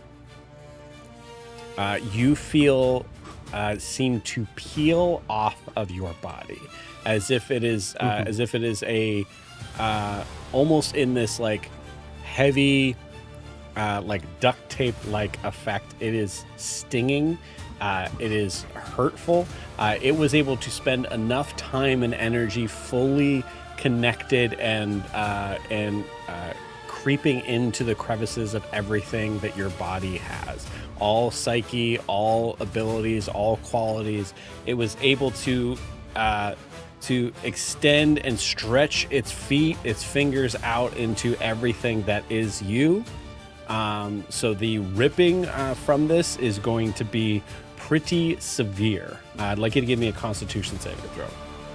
Whew. Let's see what I got.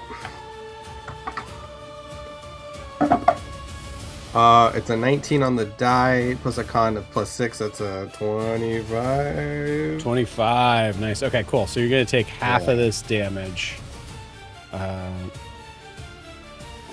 as it peels off of you. Great. Oh, wait, no. These are D8s.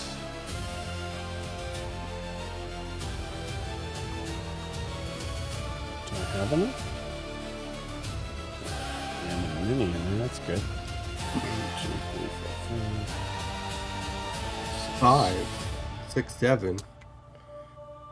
I rolled. Holy shit, I rolled really well. Brandon, be quiet. 10. Mostly for that remark. This is why I'm doing this. That's 21. 28. 35. So 35 halved to 17. Yeah, 17. You take 17 points of necrotic damage. Of necrotic? It would be specifically, or actually, sorry, no. I'm so sorry. It is specifically a version of Turn the Knife, so it is psychic damage. Apologies. Oh, okay. Okay. Then as this thing rips out of Grian, he is going to go limp, because that's exactly what HP I had left. Okay. We could also make an argument too, as part of this is, if the target of the attack is someone the possessed creature cares about. Weird. I could make an argument of it being more than that, but it still knocked you out. It's fine. I was like, I'd have to care about myself then? Yeah, I think that's how I was reading it. I was like, you'd have to care about yourself. And like, as we've established, I think Grian's pretty broken, so I don't know if that would count. Fair. Incredible. Kind of fucked up. In the arms of a dragon. Beautiful. So Adim launches himself up, connects, grabs Grian, and in this tangle, we see Grian's body just go limp. For those that were told that Adim was the problem, pretty clear that Adim absolutely is the problem. Grian just went completely unconscious in the arms of Adim. Jack, if you're with us, come on back. Can't see you, bud. Oh, I'm sorry. I had turned everything back on. I just didn't realize that I was invisible. So that was Adim's turn. I'm going to say that's an action. Unless there's any bonus action stuff from Adim, but Adim, you are in the process of symbiosis. Okay, so I mean, I have another action because I have haste. Yeah, that gives you another action to be able to make one attack, correct? Well, I can make an action that can be a single attack. It can be other things. Gotcha. Okay, yeah. Yeah. I'm going to say yes, you get that, but you also get it as the stat block I just sent you. Right, but in reading it, it can use my items and knowledge. It can use your items and knowledge, yes. And my goal is what you told me. Yep. So,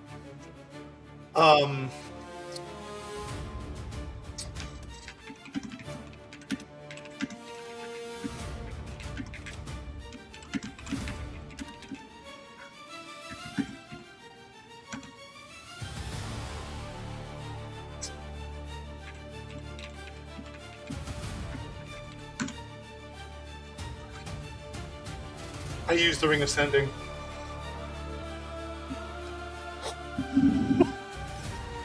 You told me you told me he wanted to escape. I will play as commanded, Joe. Hey guys, what's happening? Do we know what's happening, guys? What is Hey going? guys, what's happening? These facial expressions are wild right now. I'm assuming Joe's face is I'm so assuming good right Adim- now. I'm assuming that it used the Ring of Sending to call his sister to come get him out of there. Oh, oh God, what's I her had to name? guess. Yeah, her. So, Adim, you've used this a couple times, each time being like, hey, I'm kind of in trouble. How soon can you get here? This has happened a couple times to the point that there's going to feel like there's a little bit of a, not a boy cried wolf, opposite of that, of like, hey, every time he was in trouble, we just weren't ready and we should probably be ready. So I'm going to roll a luck roll here. I don't know why the dice camera's not working, so apologies, gang. But I'm going to roll a luck roll here. I'm going to say 11 or higher. No. 15 or higher. Next round Okay. is when that is going to take effect. 14 or lower, you need to roll a d4. Still could be next round, but there's a chance for it to be 4 rounds from now. I mean, you told me what to roleplay, Joe, so I am doing that. Yeah, that's... Oh my god. Okay, I'm going to roll this. Sorry, I am rolling on the dice thing. It's just not showing up. I apologize. Oh. What did you roll, Joe? That is a natural 20. Oh, shit. Are there nat 20s for luck rolls, though, or will it just be next turn? Because you've told us before that you can't have a natural 20 luck roll. Yeah, correct. It is next round. You guys have 1 round to rid this thing from Adim. Okay. Adim's next round. I'll just tell you guys about board. Adim's next round, Adim is gone. Oh boy. Okay. I also want to remind you, Joe, I have a 28 initiative. I won initiative, so my next is coming. Yes. Well, this is the end of your turn, so it's still a full round. Yeah, that's So- true. Okay. Yep. So that was my action. That was your action. How much movement do I have left? Good question. What's your full movement with haste? 60. 60. Okay, cool. So I would argue that it took about 30 feet. It took about 30 feet for you to get up there. Wait. No, hold on. You're hasted, but you're hasted as the creature. Oh, so I have its extra movement. So you have its extra movement. So your speed would be doubled from your current speed, which is now 40, I believe. Well, the 40 feet is its movement, so 40 doubled is 80. So subtract what I moved from 80 unless it's been the full 80. Yes, so you moved 30. So you have 50 feet of movement. Okay, I want to slide down the dragon and get behind broken columns so they don't have line of sight, and then I book it away from them for my maximum movement as low to the ground as I can. You got it. Okay, cool. So hovering down still uses your speed to come down. So you I know. are still 15 feet in the air. I'm kind of just working this math out in my head. trying to get enough speed out from them. So it's 15 feet down. And then to get across that column, I would say is going to probably be another 15 feet, but you're hovering, so it is straight up 15 feet. So that's 30 feet, and then you have 20 feet after that.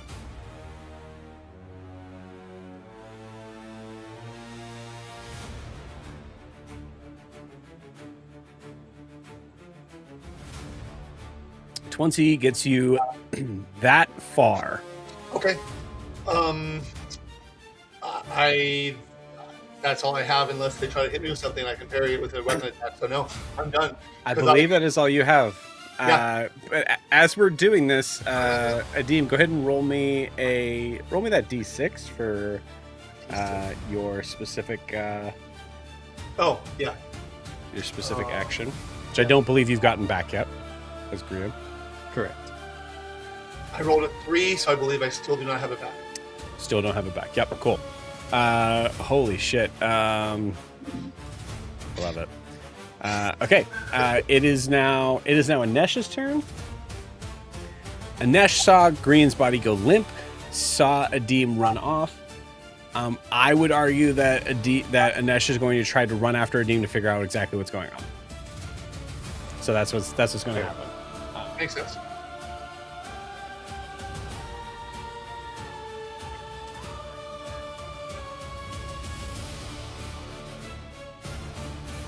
Now, I need to check out what Anesh's insight is, because Adim, no matter what you say or do, I'd like you to roll me a deception check. Okay. But it's a deception check with that stat block.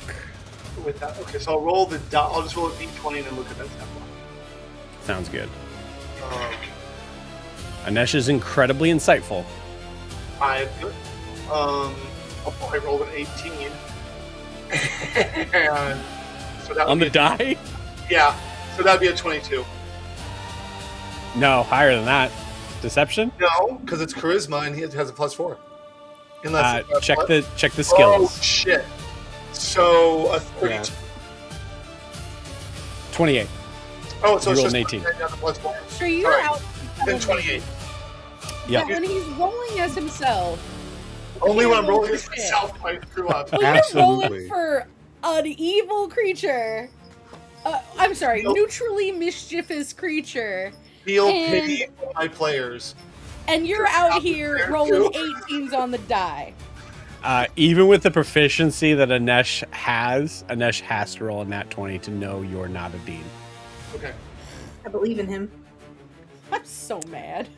That's a strong 6. So, Anesh comes running up to you, Adim. And says, hey, what is going on? Is Green okay? What's happening? If it has my knowledge. Yes.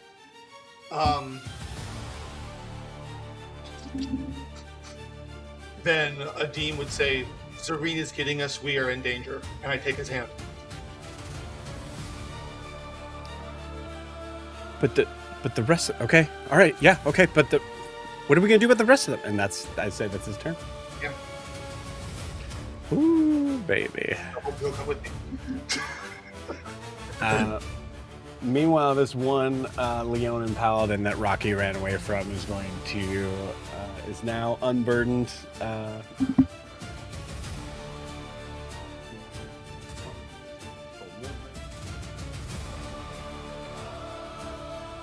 Is now standing directly behind Prisha and Ianthe and yelling, "Stand down" again. And that's the Leonin's turn.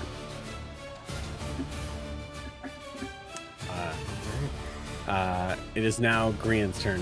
Grian, please roll me a death saving throw. It's an 18. Okay. Now, One if save. I use my heroic inspiration, is it a complete reroll or at advantage? It is a complete reroll, Okay. but still another chance for a nat 20. Do you need a nat 20? To get Yeah, up, you need a nat 20 to come back up with +1. Oh. Or to come back up with 1 hit point. Yeah, I guess. If not, it's a fail. 5% chance. And it's a fail with an 8. Okay. So I will say, in this case,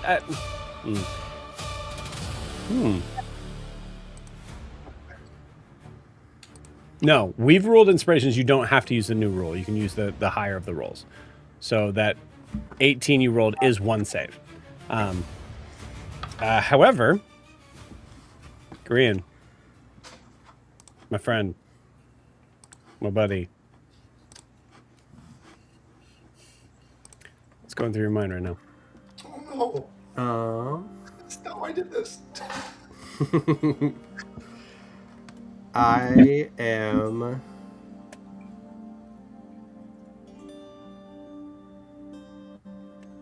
just thinking. I think Green's thinking that like he's gotten up before from this a couple times.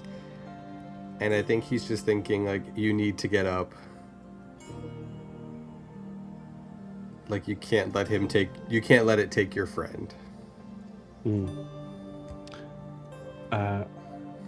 Green, roll me a perception check DC 5.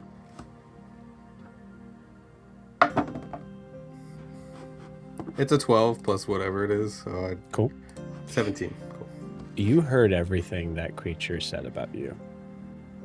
As you. Mm-hmm.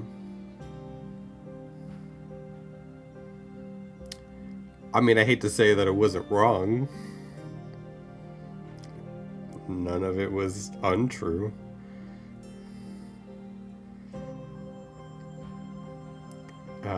But I don't think it gets to him because he's dealt with it for so long. I think it's just one more thing to push past.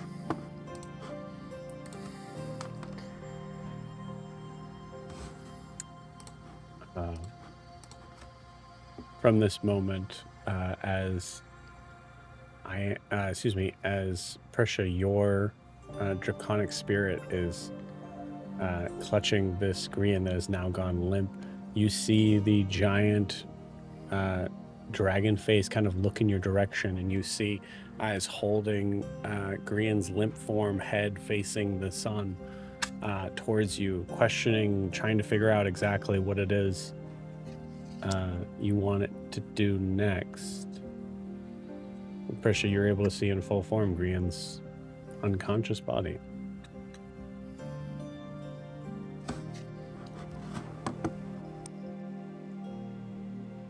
The dragon knows Draconic. It also knows any language I speak. And so I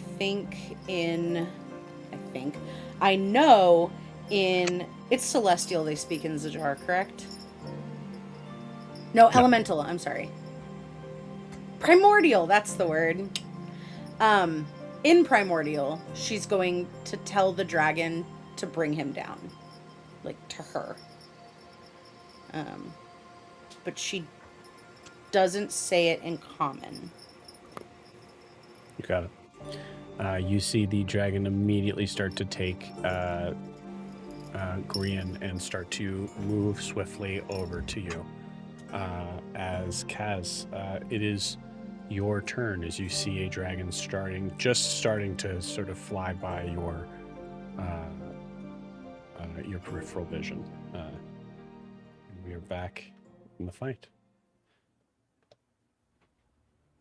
Oh. A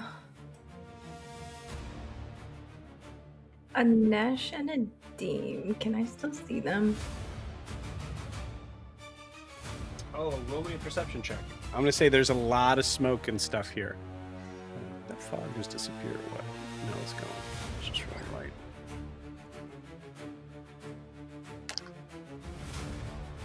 Uh, 19. Okay. 19. You can just make out the glimmer of, I would say, Adim's trident. But it's hard. It would be whatever would be done from this range would be with disadvantage. Okay. But I saw the glimmer of where his trident is, which means I have a decent idea of where they are located. Yeah. I'm gonna toss a knife to teleport in that direction. Okay.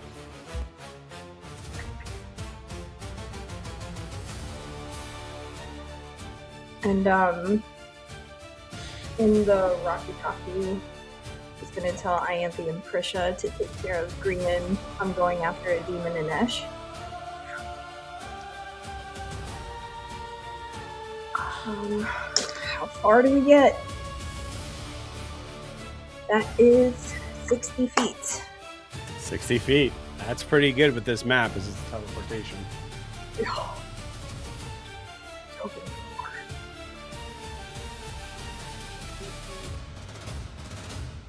are right next to Anesh. Oh shit! Okay, yay. Throw that knife, hop up right there. Anesh, that's not a demon. That's not him. What do you mean? What's going on? Whatever was in green is now in a demon. You see Anesh look back at Adim.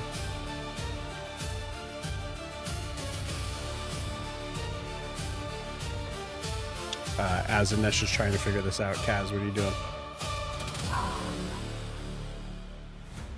It's an action to throw that. I can bonus action throw a knife, right? Yes. Yeah, I would argue that you're using the knife, so you're able to throw another knife. Because I think you're only able to do that if you throw a first knife. Yeah. It's a weird 5e roll. Yeah. Okay. We're just gonna throw the second knife.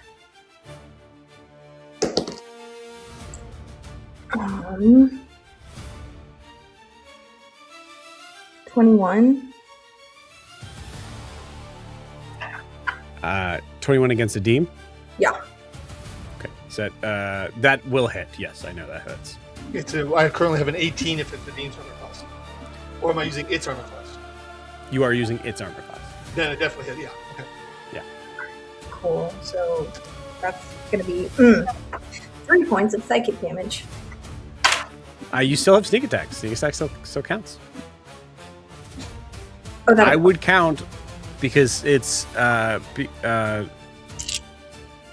you have an ally of yours within 5 feet of the person you're attacking. All right. Cool. So 3, 4, 5, 6. I want to make sure there's no reaction stuff from. I'm looking out, see one. No reaction stuff from Anesh. He can do stuff for himself, but That was 18.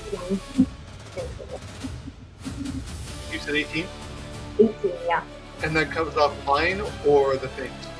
I will say for now I'm watching the damage for the creature, but that also hits you for the same amount.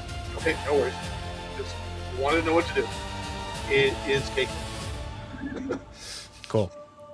I would say based on the same rules we talked about, is the idea of it being like if it's like lower than half hit points, things start to kind of stretch out and get weird. This creature is currently, as I said, we were kind of changing some of the ruling thing. This creature is currently below half hit points here. I would argue that it is enough of a notice here that Anesh is able to notice the demon is not quite right after that. As we are seeing this kind of weird, like, I'd say you probably see with the amount of damage that this creature's at right now, you see a hand kind of like stretch out from Adim's face, and then like kind of like morph back in.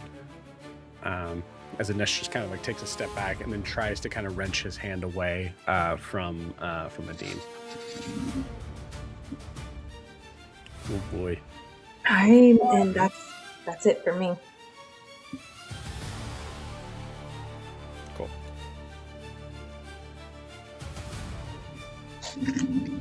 I would argue this would be something that would affect at the end of the turn. So, Adim, if you could roll 2d10 for me, please. Or sorry, roll. Yeah, roll 2d20. Do you want those separately or add them together? Add them together.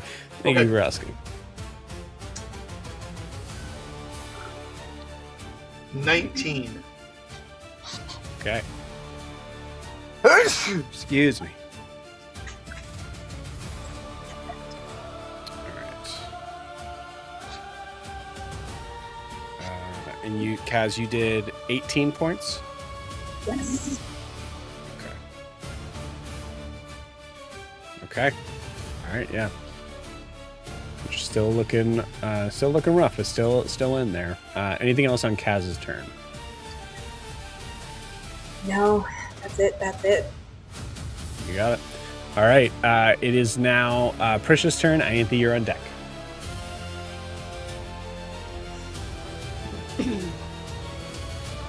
So does the dragon bring Brian down to me? The dragon does work its turn after yours, but I would say in this case, if you'd like to flip that, it would just be permanently flipped. I would love that. Cool. Great. Yeah, she wants Dragon to bring Brian down to her. She's going to first she's gonna look at the Leonin that's standing next to her. And she's just going to, like, just as like a talking action, be like, really? Really? Stand down? Really? Go away! All of his buddies are like, Barry, you gotta come look at this. It's fucking crazy over here. No, we have a job, guys. Like, so Prisha, Mother of Dragons style, like fully surrounded by this dragon with Grian like on the ground in front of her. I'd like to roll a medicine check to stabilize him. You can. That is an action to do so. Yeah, that's what I would like to do. Okay. The fact that I have a plus 12 in medicine is finally coming to fruition. Now, just a reminder here. So, like, most healing spells are action except for Healing Word and Healing Spirit. Right. So if you use your action is done. Yes. Okay, you got it. Yes. But this will only bring him up to 1 HP, correct? No. Or it'll bring him to 0, but not on death saves. Correct. Correct. Wonderful. Yes. Well, let me tell you that that's a waste of a 19, but it's gonna be. Is that 31? 31. Okay. You are able to stabilize Grian. Great. To the point that Grian is no longer making death saves. Wonderful. The next thing that she's going to do, as she field medic catches up Grian, then she's going to that is a concentration spell. No, she's not. Yeah, she's just gonna like hold him there and see if in the Rocky Talkie, does anyone have a health potion? Anybody? Please? And then she's gonna tell the dragon to go after did Grian say into the Rocky Talkie that it was a Deem? I believe Kaz did? Yeah. Also, Adim, what color are your tattoos currently? Green. Oh? Yeah, Interesting. it would be. I haven't had a chance to change them yet. Yeah, the goal they of were this red. creature would be to try to seem as much a demon as possible. Makes They sense to were me. red last. They were. No, you switched it to green. I switched it Did to he? green before I went after Grian because I wanted to give Grian the +2 to his save in case it took a save to get it out of Yep. him. So they are currently green because I didn't have time to change it back. Very good. Okay, well, I'm sure the last thing Prisha saw was them red. So the fact that they're green now is probably weird. Okay, That's the cool. logic we're That's fair. going with. I like that logic. That's not bad. Yeah. Okay. She's gonna tell the dragon, go after the green one! With the green tattoos! And the green hair! And the boyfriend! Okay. Can I ask Subdue! Can I ask a logistical question? Yes. If I had +2 to a save, and I had rolled an 18 on the death save, would that have been a 20? No. Not a It nat. has to be a nat 20. Yep. Great. Good question. And that will be Prisha's turn. She does not have a bonus action she can use without unsummoning the dragon. Okay. You got it. Alrighty. So that means that the dragon is going to react on your turn, technically before your turn, the next turn. Okay. All right. That is. Oh boy, gang. I don't know if we've been paying attention to the initiative order here, but it is Ianthe's. It is Ianthe's turn, and then it is Adim's turn. Listen, there's not much I could do without killing Grian. I get what I get. Ianthe is all up to you.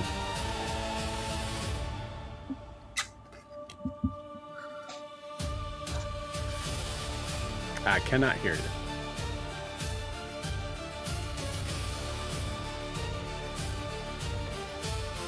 Nope.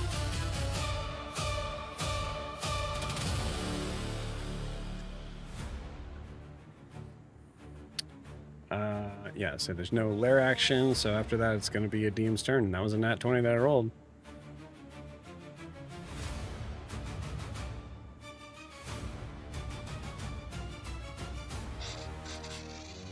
Still nothing.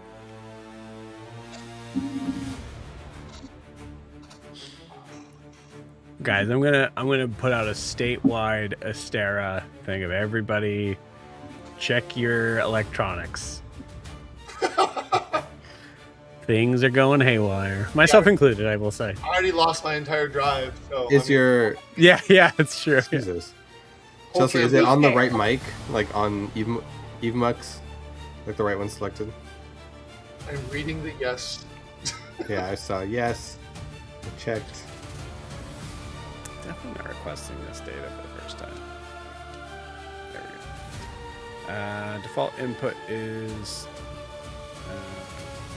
yeah, it looks like it's a specific audio device. Yeah. Refresh, maybe. Yeah, unplug, plug back in. The anticipation. Anticipation. I see you shiver with it. Enough of that. None of that. That's fine. Quiet. Quiet. I was about to say something meaner, and then I realized you're God, and you're not Brandon. You can say something meaner. It's fine. No, I it's can fine. take it. Quiet. I dealt with kids all week. They were very honest. I Oh yeah. am not a child. I say, sewing bells onto a jester costume right now. It's Ren Fair week, guys. I'm not gonna lie, I thought I was full on audible hallucinating. Like, I was concerned for myself for a second. I'm sorry to make you concerned. Oh, Chelsea. She will be back.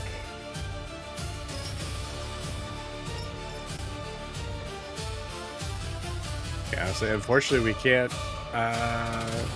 We have to wait. The next turn is Adim. It's okay. Wait, We all know. Chelsea, say something. What? Got it. Yeah! Yep, there we go. All right. I was like, I know that fan noise. David, please. She's back. Chelsea, all right. So now you're back. You are back to save Everybody. New Moon. Okay. Okay. Okay. Well, this totally changes, and now my momentum's gone. Okay, where's Adim? I can't. I'm having a hard time seeing on the map. Nope, you're fine. There's so much. Adim is here. Actually, I'll turn off the fog to make that maybe a little clearer here. He's way up north. Way up north. Yeah. Way up there, huh? So you're here. Oh.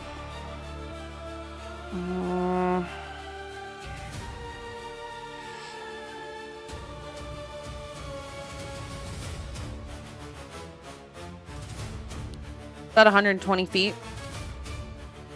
I would say so. Yeah. All right. This is the one thing I have. I don't have any big spell slots left anymore. I'm gonna do a 4th level dispel magic on Adim. Well, it's 120 feet for dispel magic. Mm-hmm. Holy moly!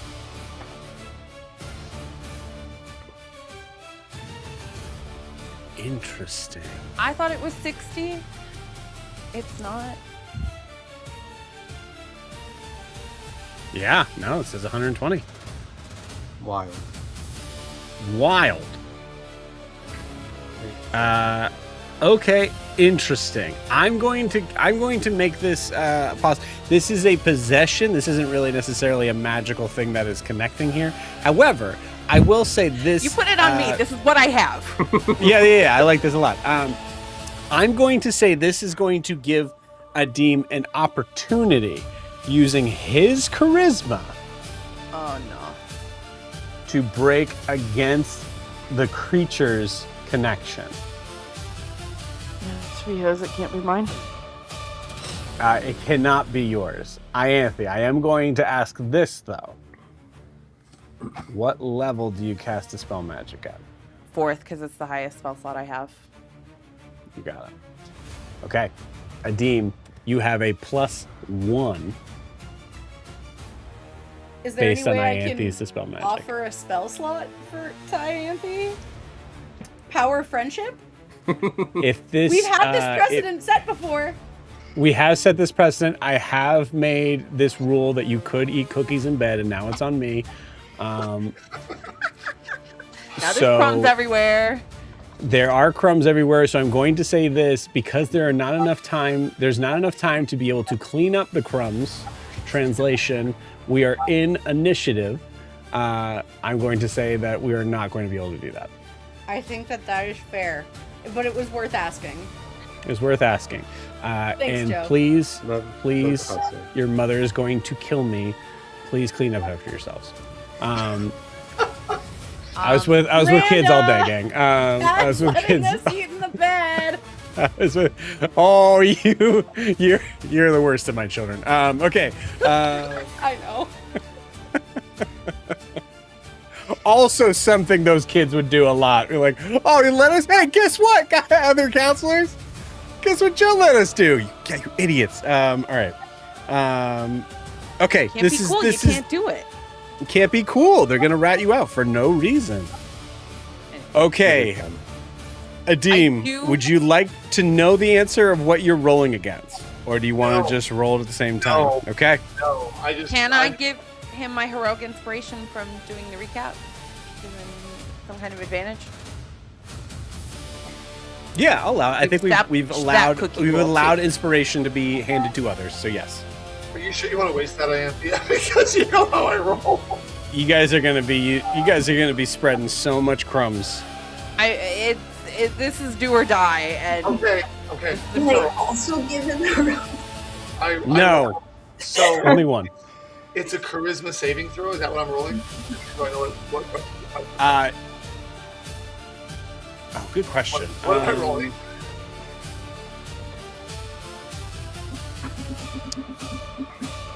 Yes, it is a charisma saving throw. Okay, I will roll a charisma saving throw. And it's a Deem's charisma saving throw against Ianthe. I rolled a dirty 20. Okay, I didn't roll yet because I was Alright. desperately trying to get this this stupid dice cam to work. So I'm going to try it again. Please. Check your devices. Sorry. I really am the worst of your children. Hey, how many devices do you need to check? Damn. Apparently, like 4. How late was I to session? Yeah. I got it. Okay. Miraculously, that was enough to work. Oh, we got wow. a dice game. Okay, Huzzah. cool. So, dirty 20 is good. Jack, you can back me up on this. This creature has a +7 to its charisma saving throw. Yeah. So I need to roll a 13 or lower, because meeting it would go to the player. So 13 or lower. And Jack, that includes your like saving throw bonus thing, right? That's +1. I don't get it. It's for other people. Damn. It's for other people, yeah. It's for allies so that's- around me, not me. So I need to roll. Sorry, I need to roll a 12 or lower. No. 13 or lower for you to for you to succeed and for me to fail. Yes. Please do. Okay. So this I'm just showing a die just to make sure that it is being seen. Okay, great. Yeah. This is cool. All right. 13 or lower.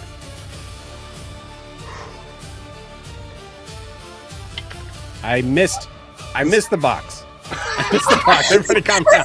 I heard it and I was like, I man, the missed. camera froze. Okay, I think because of that, The anticipation. it should just be in my favor. Yep, That yeah. counts Well, as a 1. Fear. You know, This box is in and- that one. and because of that, because we missed, we're gonna just have to go to next week. So everybody, that's the end of tonight's session. Just kidding. All right, here we go. Whew, I'm nervous. Here we go. I think that's That is an 18. Oh, Sorry, that's weird. terrible angle. That is an 18 on the die. So, as this Whose turn is momentary, it? Can I use my reaction? It is your turn. it is your turn. Yes. Oh no, then I can't. I lost track. For your reaction for, I think it's 60 feet for what's it called, right? Silvery Silvery barbs. barbs. Dang. Yeah, it's definitely further than 60 feet. Adeem, did you use that inspiration? no. It's not gonna matter. No, I rolled an 18. Yeah. I mean, Yeah. that was a dirty 20, so no, that was the first roll I rolled. I didn't use the Okay. inspiration. Did I break free a little bit? I would say you broke free a little bit. Can I do something? Depends what you want to do. I can't answer that question. I want to use the ring and say I'm compromised. If a dean has control. If not, Okay, here. I mean, so like how much control does a dean have versus I will roleplay the person you tell me to roleplay. 'Cause- I'm gonna say go ahead and role play this moment as you are trying to fight this force here. You clutch your own hand that is holding that ring. As you feel this momentary sort of tear away, you can feel the glue being untrapped slightly here. Adeem, take it from there. What do you do? Actually, I'm going to do something slightly different. I think my hand's on it. Yeah, your hand's on it. I take the ring and I throw it. Because it's Okay, well that changes what I was gonna do. You told me what you were gonna do, and that's why I was allowing you to role play Oh, it. I'm sorry. Then then if I'm going to do that, I'm sorry. I thought that you were saying something else. Okay. Then I've got it, and I want to say I'm compromised using sending, but I'm going to alter it slightly then, and I'm going to look at Anesh and say, tell them, make the sending time compromised. So they hear I'm compromised, and Anesh hears tell them I'm compromised. That's my goal. Okay. I'm trying to get that through. Adim, those words feel like they fall out of your mouth, but at the same time, you get a response in the ring. Hey, you remember at the beginning of this session, you're saying, hey, don't break Adim's heart? Yeah. You get a response from the ring.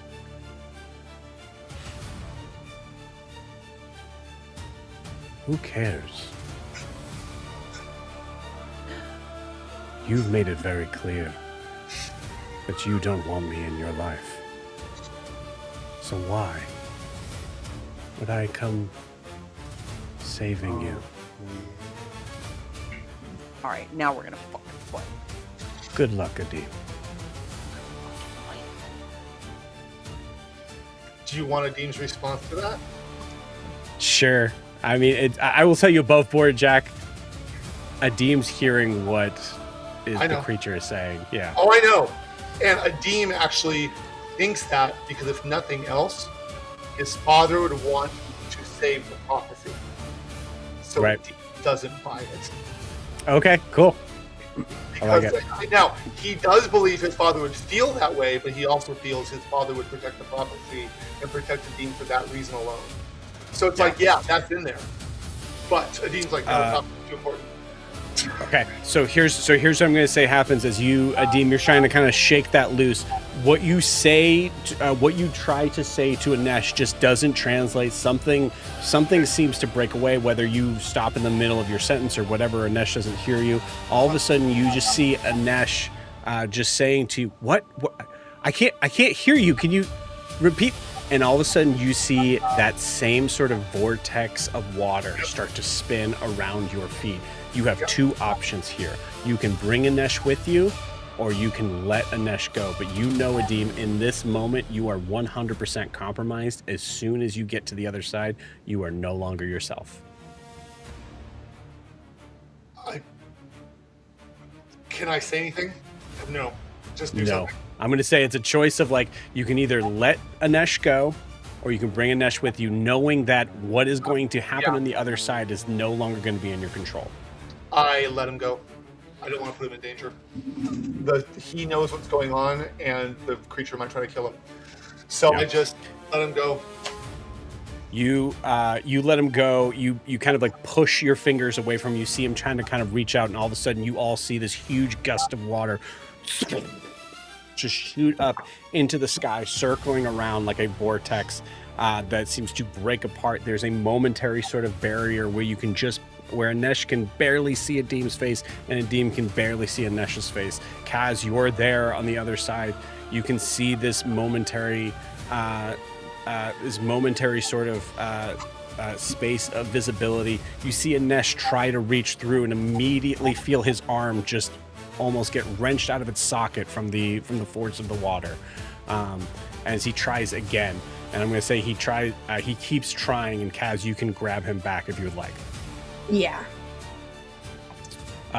Kaz, you grab him, you start to pull him back, he starts to scream no, as all of a sudden that vortex of water continues to spiral into the sky, and then with one final sort of slap to the ground, disappears with Adim along with him.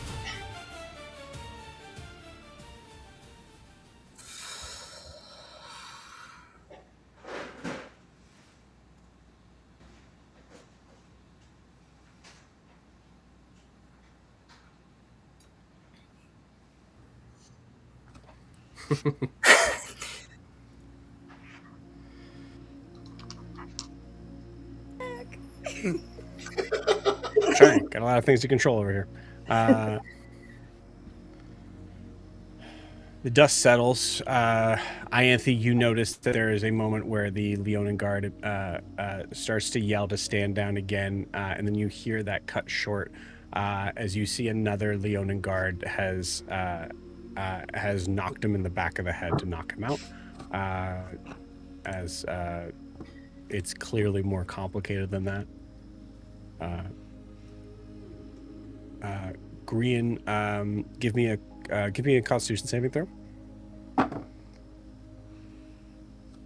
I don't know what number this is. 8? Yeah. 8. Okay. You're not quite conscious just yet. Cool. Oh, I can bring him up. Kaz. Okay.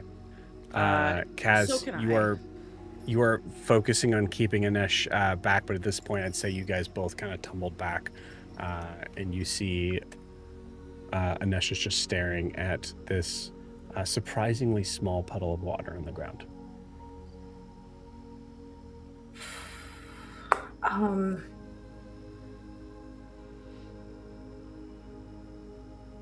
gonna give him just a second.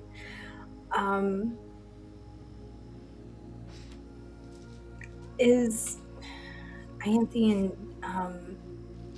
Prisha far enough to where I can just like yell at them, or?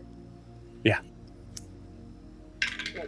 You turn around and you see Ianthe seems to be getting Grian back up. Prisha seems to be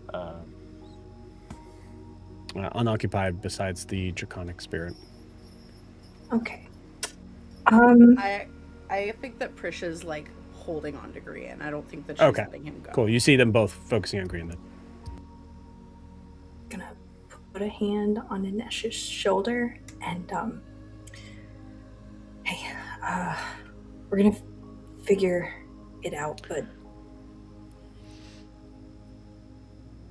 you gotta send me back to Sajar. You gotta send me back to Sajar. I need to go back to Sajar. okay. Kaz, you have no idea what he's talking about. Okay. I can't do that for you. I think the only person who can send you anywhere is currently stepping back away from death's door. Anesh throws himself off you and starts to run towards Grian.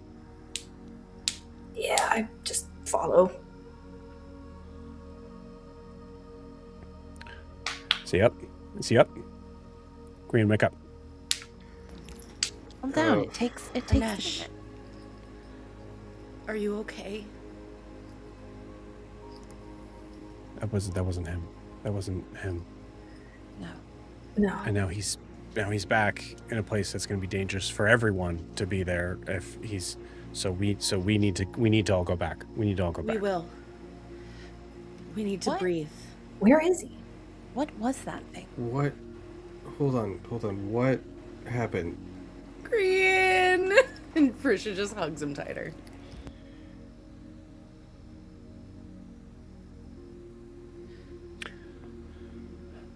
I just send me back. You guys have a thing you have to do. Send me back, and I'll get Adim. We are not sending you alone. Send you where? To Sajar, the place where the seam is, where I Adim's can gone. get to the. For now. Why would we go back to there? Because that's where Adim is. It's not exactly. He's not here. What do you mean he's not here? Grian, can you remember any of the last few minutes? The last thing I remember is that thing tearing out of me, and that was it. Do you know what that Now thing we're here. was? I would probably know, right? At this point, No, no. I don't think so. I mean, you might have like a vague like. I mean, if it was something that was solidly one thing, maybe, but it wasn't. I don't know what it was. It was whatever that thing trapped in the mirror was, or whatever it used to be. That's it. And now it has a Deem, but I could tell that a Deem was fighting it. I saw that a Deem was fighting it, so we have a chance. I have a chance. You guys have something that you need to do here. I understand that. I get that. I'm asking to be sent to go handle this. Buddy system. Anesh, We don't go alone. Never. My buddy is on an entirely different plane. Then How's we that all for the go. noise system? Then we go. We leave Hasamal to figure itself out, and we go. Look, you guys are so close to finishing this out. I know, I get it, and I know that we have you guys have hours to spare here. I recognize how crazy that is. I'm not asking you guys to shit, and you see him just walk off. What if we send him with Daphne? I start following him. Ianthe. He doesn't go far. He's just clutching his head and just kind of Pacing. walking in a circle. I'm just keeping an eye on him. Ianthe, I can't send anyone anywhere until tomorrow. So we wrap this up and then we all go. Maybe we should. If he went to the plane of water, can't you tell your dad something's up? That's what I was gonna ask. I don't have like a direct communication with him. That was like a Deem's thing. He talked to a Deem. He didn't talk to me. I mean, Well, what maybe about... he will if you reach out. I mean, you've got his blood, right? I guess. What if you and Daphne reach out? I guess we could try. I totally forgot if Daphne was here or not. Oh, yeah. Yeah. I think you see actually, I think it some was rubble just kind us of for, push like- out from under. As this is Daphne's been under the. Yep. Thanks for your help, everybody. I appreciate it. Wasn't totally trapped under there. That's fine. And then sees the serious situation and shuts up. I'm really glad you're okay. What did I Deem's miss? maybe not.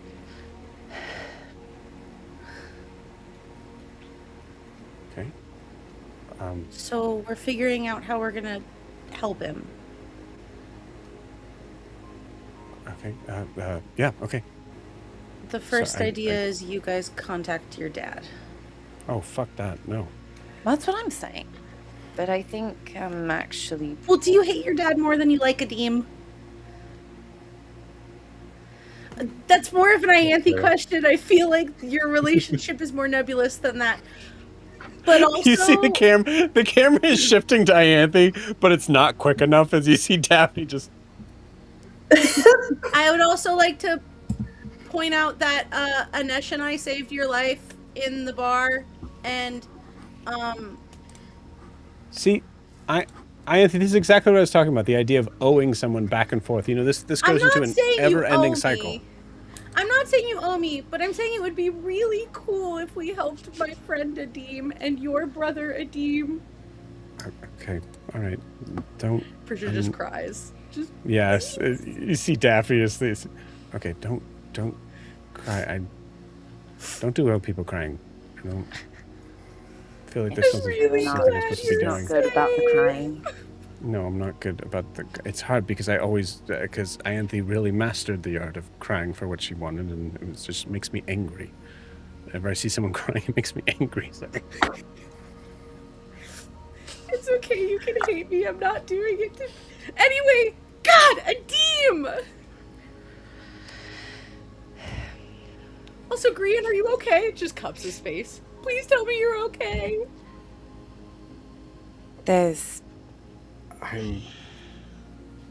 I'm okay. A lot of people could be hurt if we don't want Probably them. not okay.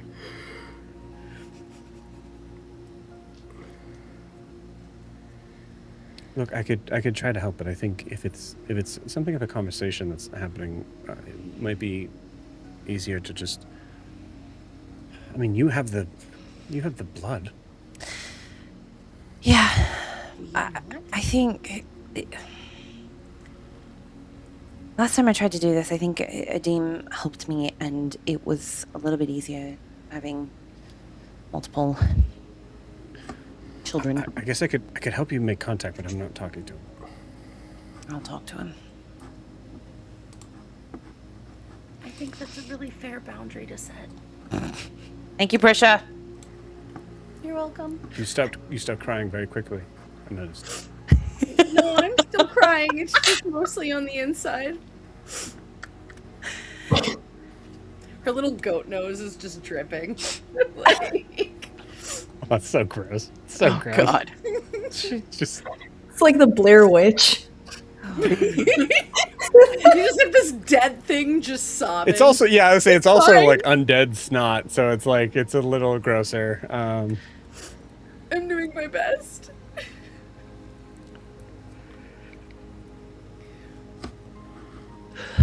Sorry, I've spent a lot of magic today. I'm getting really tired. Okay, let's go do this.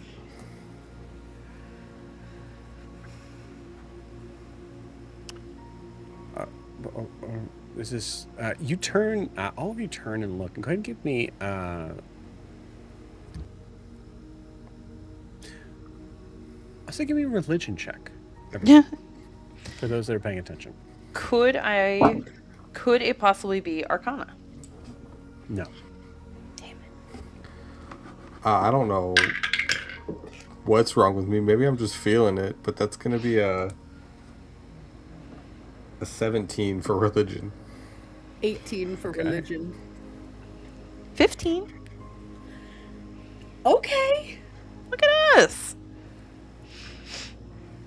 Please tell me, Kaz, you rolled a 16. Just please. Well, I did make a roll, but I don't know that Kaz is paying attention to what you guys are doing. What is Kaz paying attention to? I think he's trying to make sure that. I mean, I don't think that he thinks Anesh is the kind of person who would like take off the way that Daphne has, but I think he's got a little bit of PTSD from that right now. So Yeah.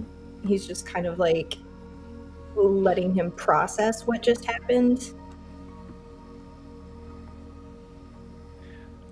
I'd like you to roll me an insight check then, Kaz.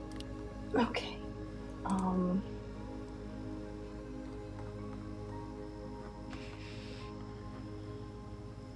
Well, that is a 19.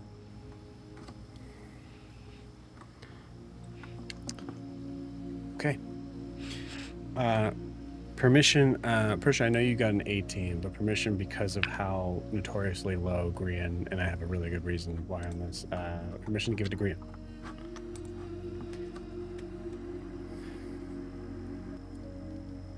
I imagine as you're still probably like laying on the ground, and I think there's a moment where I just imagine your head kind of tilts back to be able to sort of see from an upside down perspective of exactly what's happening around you environmentally as you're able to slowly kind of get yourself up. But that vision of seeing dust, smoke from some fires that have just collapsed candles into curtains and wooden crates.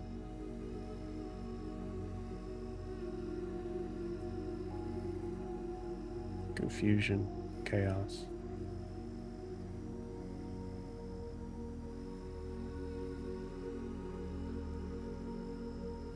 An incredibly familiar setting.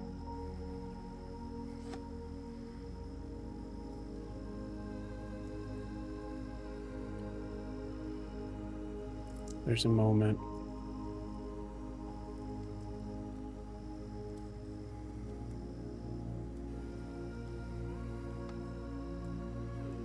where as you're starting to kind of track people as they're moving to and fro, moving in between, some of them holding up with glee this gold that has been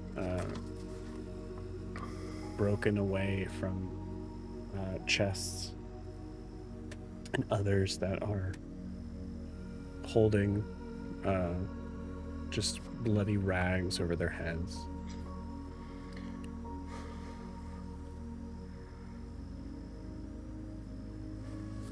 You're not 100% certain, and you're still kind of woozy. I mean, you're pretty sure you see a familiar face walking among them.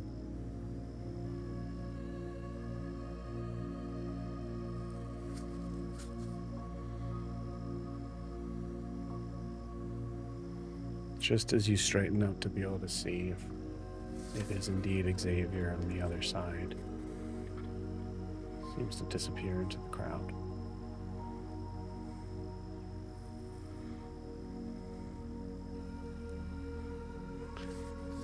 with that religion check, you notice something different, something that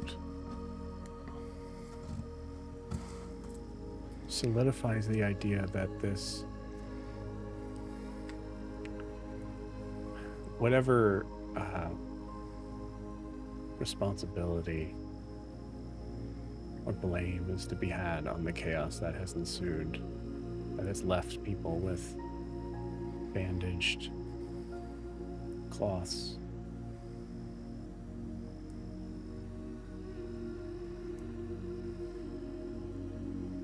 You notice something that for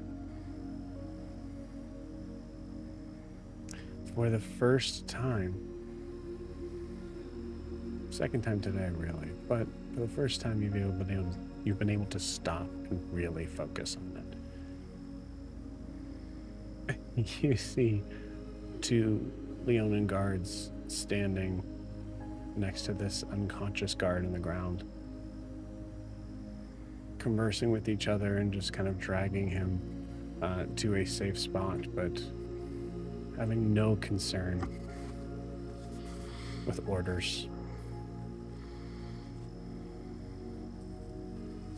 They are only within 20 feet of you. They could easily continue this fight and do what they're told. But they see what you wanted them to see. And there's enough chaos here. There's enough smoke. There's enough dust for them to be able to take a beat. And whether they decide after that the order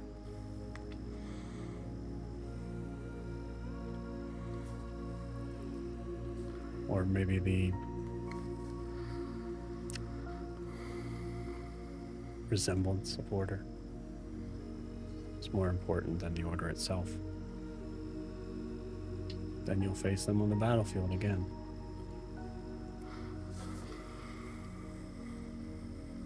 But right now they're doing their real job.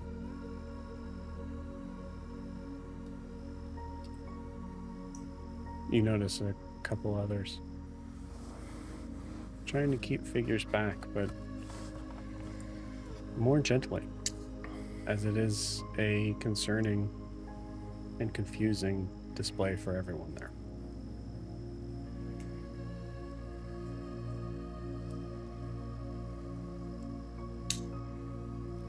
As I mentioned last session, this is a moment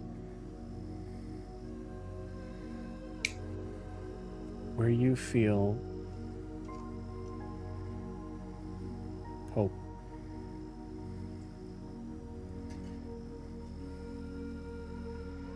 In the same environmental context of the worst day of your life.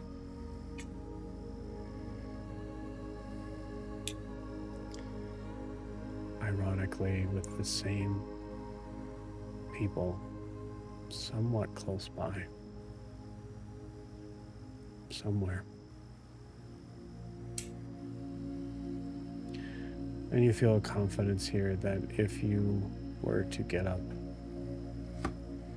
and to walk away with your party,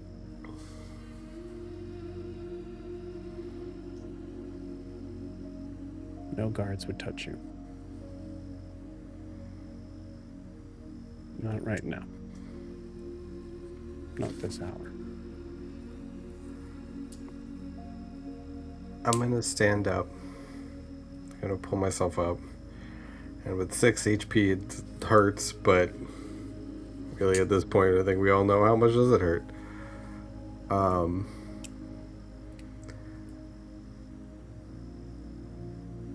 And I'm gonna look at Ianthe. And I'm gonna tell her,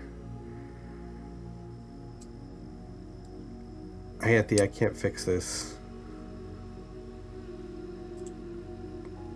What's happened here is important. I mean, look around. What's been done here has made a dent in their faith and in how they are going to see Viserys. Right? But I can't fix this. I need you to do something for me. Anything. If we're gonna get Adim back, if we're gonna stop whatever chaos is happening here, I need you to stop me from touching that cage.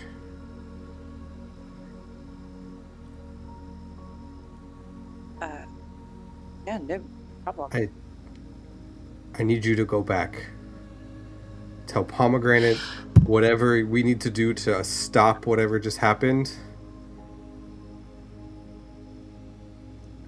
But what's happened needs to happen for everybody else, but what happened to us doesn't need to happen to us. The hope that I see out there is worth the risk of doing this.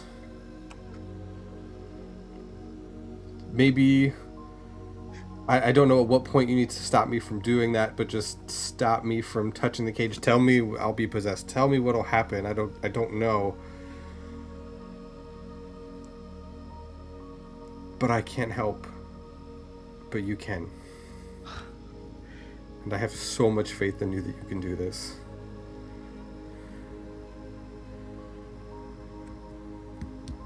And I know that this is my fault that this happened, from quite literally the tower to touching the cage to being possessed to all of it. I just don't have the power to fix this.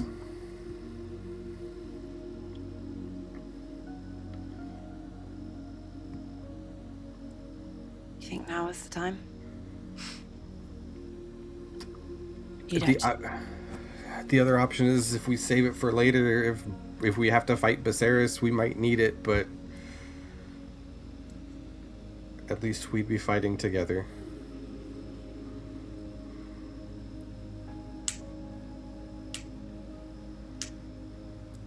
I don't know, that's just... We can also try talking to your dad. I can see if I can charge this key and give it as much magical energy as I can muster. I'd take at least one of us there, because whatever happens here is going to happen in a couple hours now, 3-4 hours, with or without us. And I don't know about you guys, but I can't leave Titian to do this by himself. No, we're not.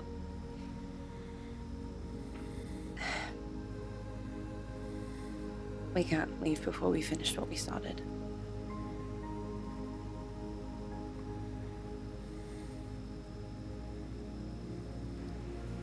Are we gonna forget Okay. all this?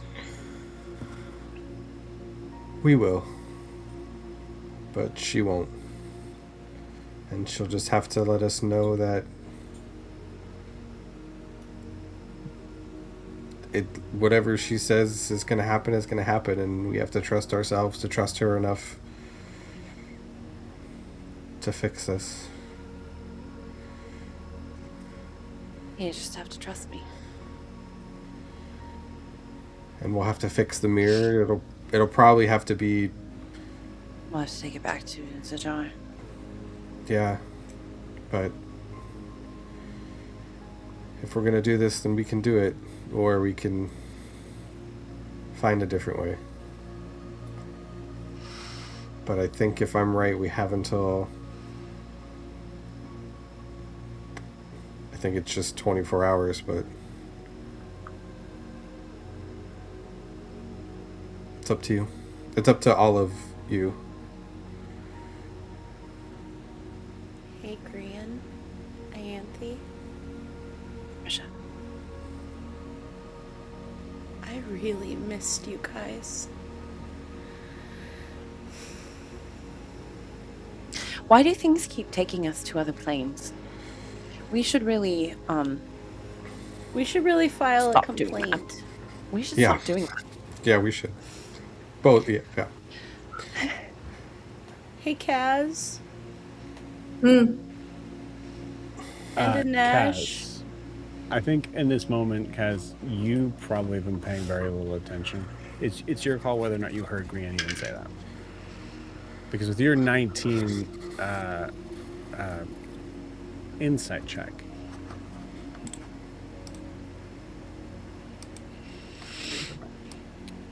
actually, I'd like you to tell me what Kaz sees looking at Anesh. Staring at rocks, people here, looking at exits, looking at possible choices on where to go. There's so many places of escape here. There's so many options if one were to rely on only oneself. Does that look familiar to Kaz at all? Oh yeah. I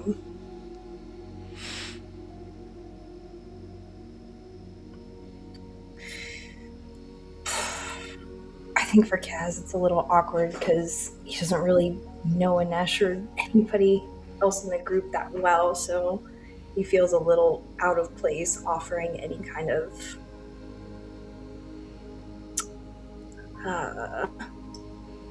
condolences doesn't feel like the right word, but hopefully you know where I'm getting at.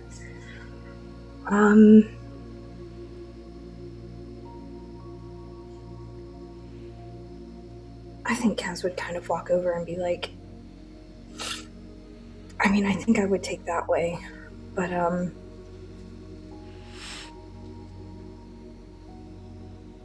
don't think that's going to get you any closer to where you're actually trying to go.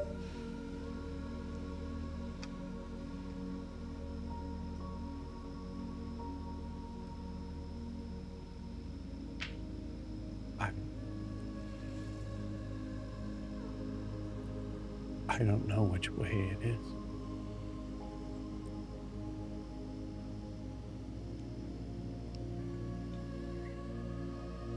To Jar? Am I saying that right?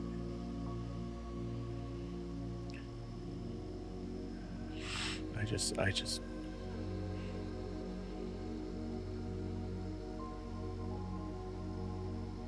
don't know. It feels. I've only known all of you, Adim included, for we call it a week where I come from. So Is that 7 days? yeah. Yeah, we call it a week too.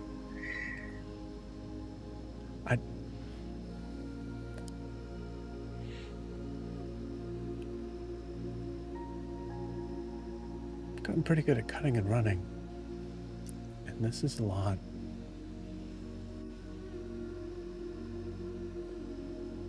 And this is great. This was.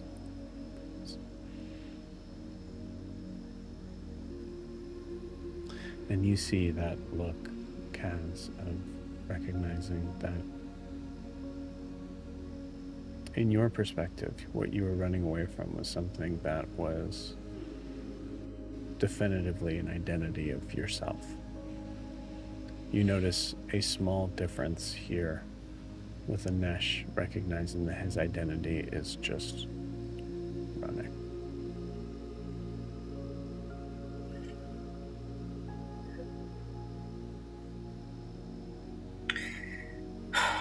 Well,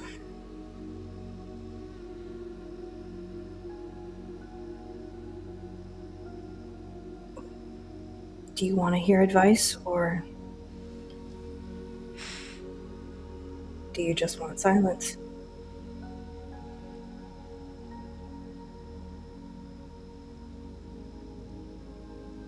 I don't know I kind of don't know the rules out here, and that's what's keeping me here.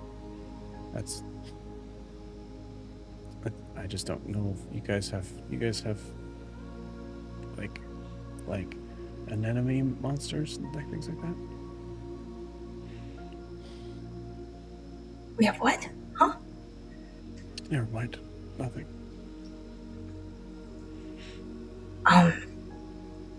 As someone who's been running for the past 2 years,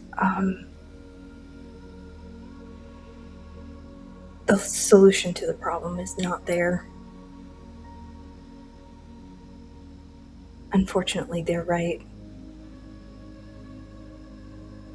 We're gonna need to go with them if we have a chance at getting Adim back.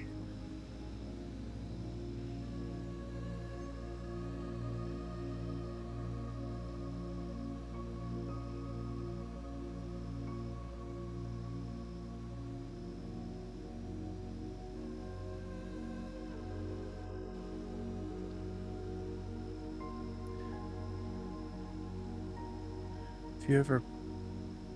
Sorry. I have no idea what they're talking about over there. I don't either.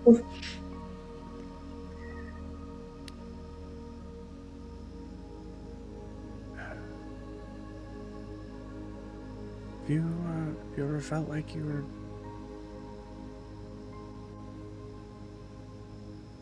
Have you ever defined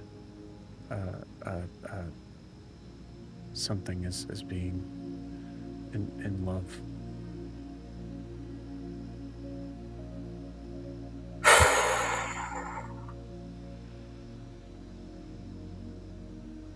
Because if that's what this is, this sucks.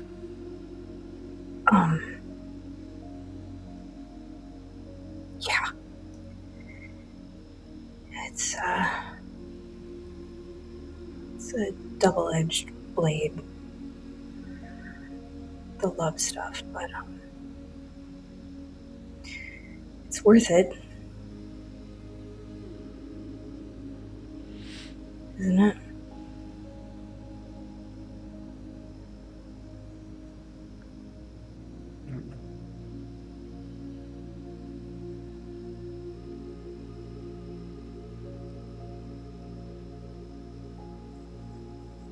It only hurts this much because you cared that much.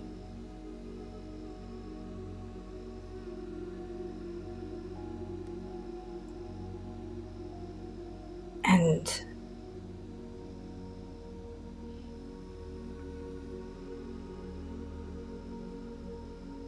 this is just an obstacle. And I think we're pretty good at knocking down obstacles. Yeah, it's pretty impressive. I need to hold on to someone. Can I hold on to you?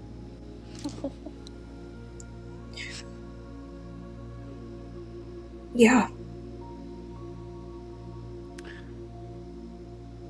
Kaz, as Anesh holds on to you in an embrace that is not out of lust or any sort of thing of the flesh, it is something I imagine entirely something only felt singularly with one other person.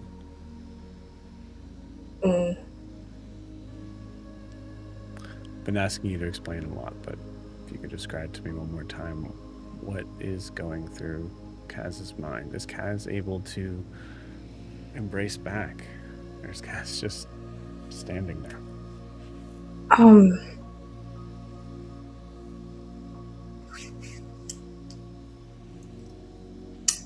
I think that he does embrace back, if at first only to like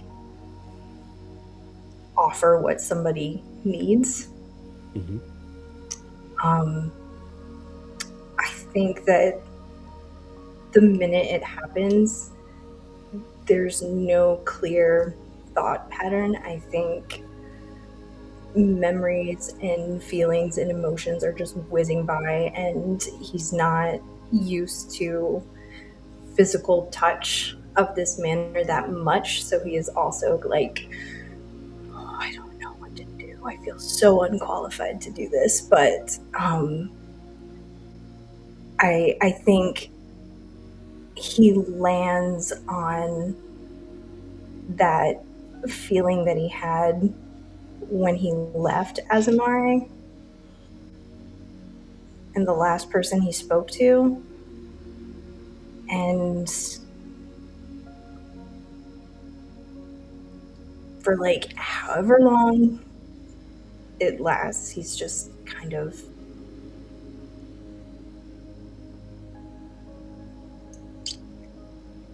trying to keep it together, but also actually feeling like a lot of empathy like flooding into him, and thinking about what Anesh literally just said, like, this sucks, like this whole love thing sucks, and he's like, yeah, it does.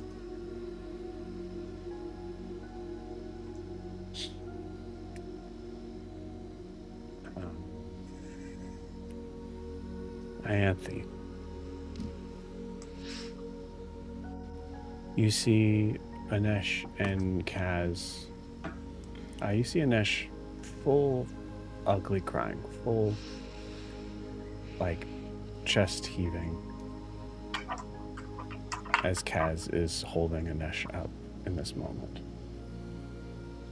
Ianthe, you heard what Grian said, and you recognize that no matter really what happens, if you choose to do this, that means that you're going to be the only one that is aware of this moment. That's so much pressure. Which also means that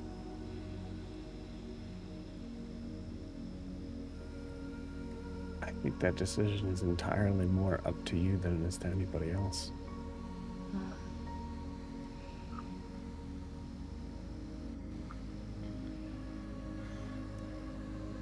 I'm gonna walk up to Kaz and Anesh.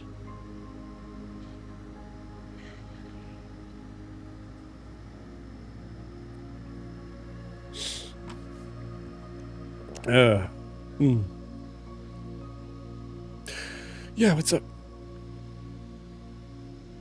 I have a way to fix this. Possibly. But you two, especially, just because you don't know me as well, will have to trust me.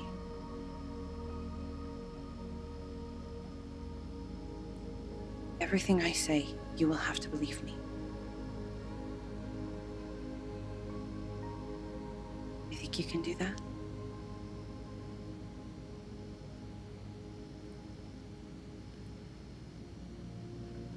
I don't know about you, but I'm a little too far in now.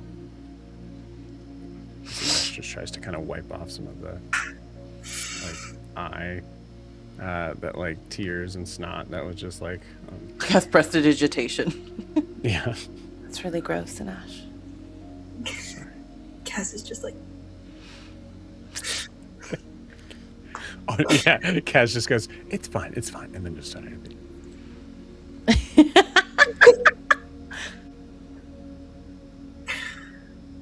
Do you think you could do that, Kaz? I mean, and he looks back at the remnants of that lion and he's like, yeah.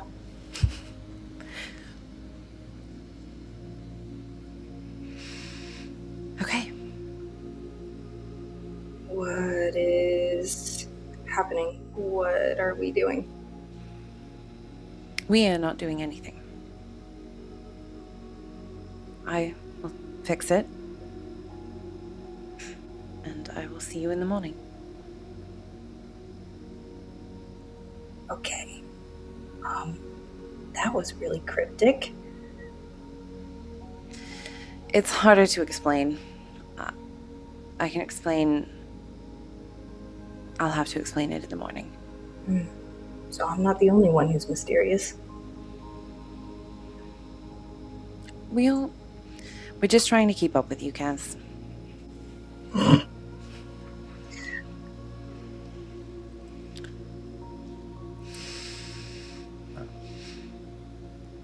Ianthe, you.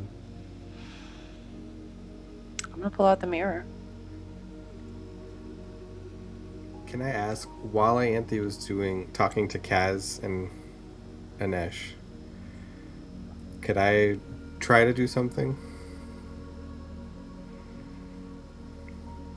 Yeah. Great. Can I look over to where I thought I saw Xavier and see if he's over there? Roll me a perception check. Okay, guys.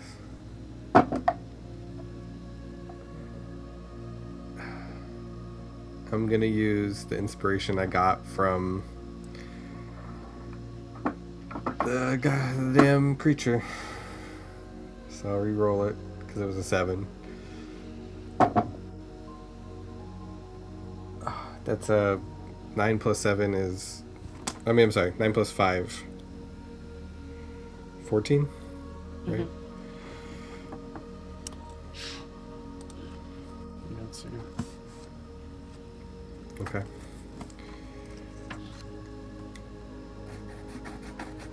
Then that is it.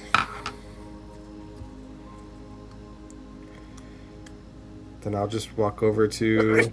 Wait, 9 plus 7 is 16. I'm sorry. No, I said 7 because I had gotten a 7 originally, but it's a plus 5. So it's 9 plus 5? Yeah. Okay, gotcha. Unless I can add that plus 2 from Adim. Somehow, Adim seems to be missing. Because I had the plus 2 from his tattoos. It's fine. Okay. It's all going to be gone anyways. It's that, I believe it's in that moment of making those rolls. No, it's fine. Also, I think it's just saving throws. Right, if we're going to do this, why not, right? Like, chance taken. But I mean, Prisha could give you guidance. I can inspire you. I help. You're very close to succeeding, I will tell you that. Prisha sees Grian kind of like walk away, and I think that she uses Fuff, like she like summons Fuff and just sends him over quietly, and he just bumps into Grian's leg to give guidance.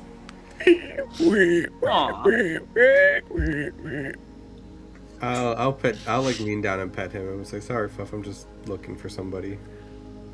As you lean down, Prisha, go and roll a d4.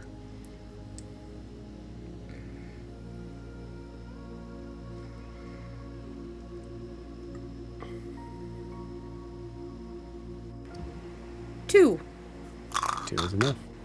As you lean down to pet Fuff, you see a bunch of like hair and skin come off on your hands.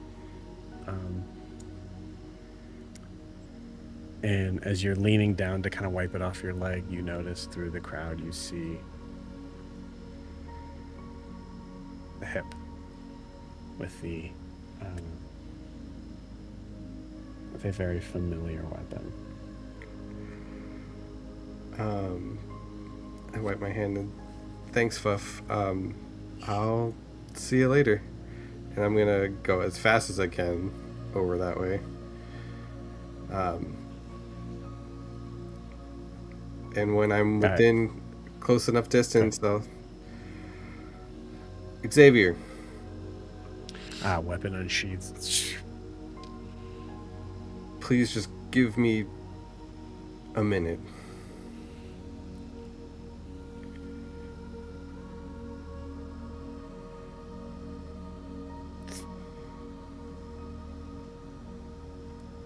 I just had some serious shit go through my mind, and being faced with everything that I've been thinking is just having to come to terms with yourself through the eyes of somebody else just puts a lot of things into perspective.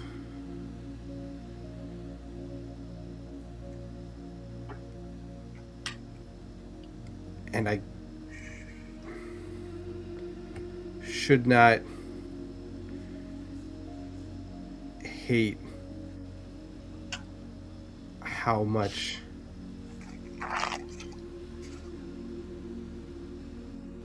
joy it brings me to see your face. I remember the way that it smiles and the way that your eyes gleam when you see a rabbit just wandering by the creek in its own natural way. And All right. Keep your voice down on that. I know that there's a lot of stuff between you, and me, and I don't know if things can ever go back to that.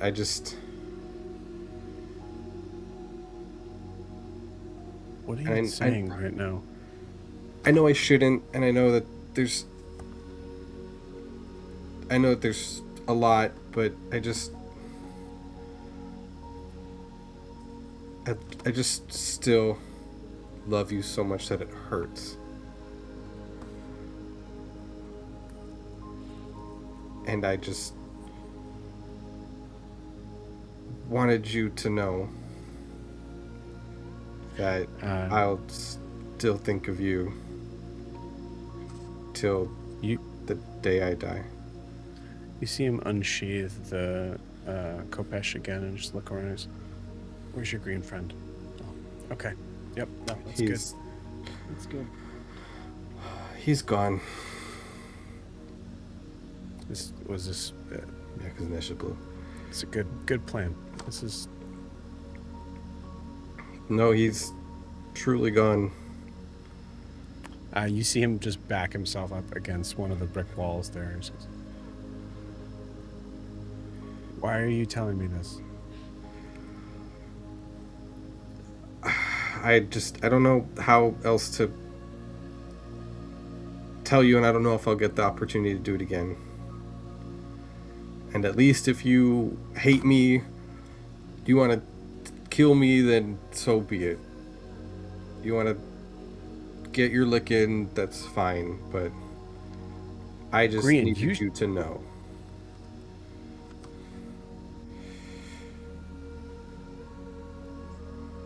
We basically killed each other. What are you talking about? There's every reason for you to be... I don't like how easily you're apologizing to me. That's...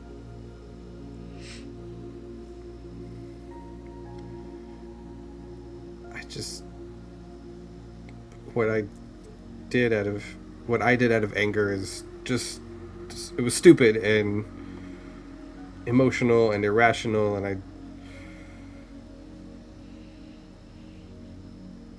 I'm responsible for what happened to your family. You know that. This is not a secret.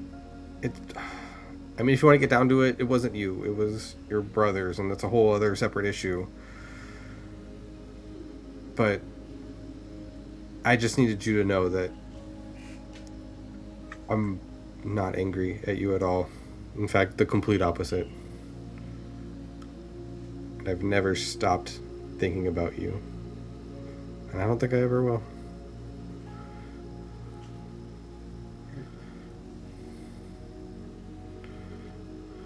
You're serious?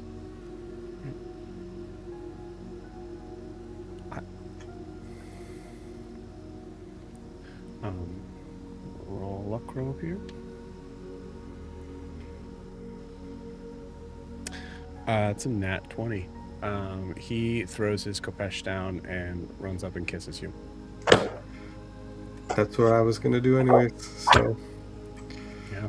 I want to be clear, I rolled that to see if he was going to get distracted by someone else and like one of his brothers was going to take him away, and there was a nat 20, and I was like, okay, so I guess that's what happens. Anyways, here we are.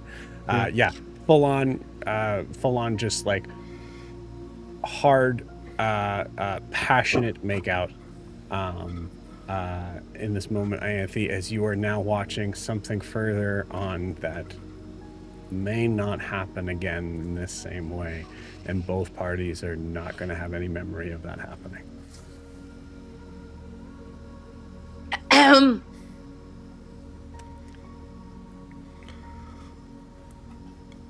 Meet me tonight. Meet me tonight at the north, whatever's left of the north wall. Okay. I'll make sure he's there. Just go away, please. Okay. Squeezes your hand. Goes, runs off, comes back in, grabs your head violently because starts kissing you again, and then pushes you off, slaps you in the face, and runs off. Cool. I just walk back over. I think I get like halfway back, and I just look at Anthony, and I'm like, Is that how it always was with him? Because he can't come with us if it's going to be like that. I mean, I'm not. No, but I'm not gonna say no.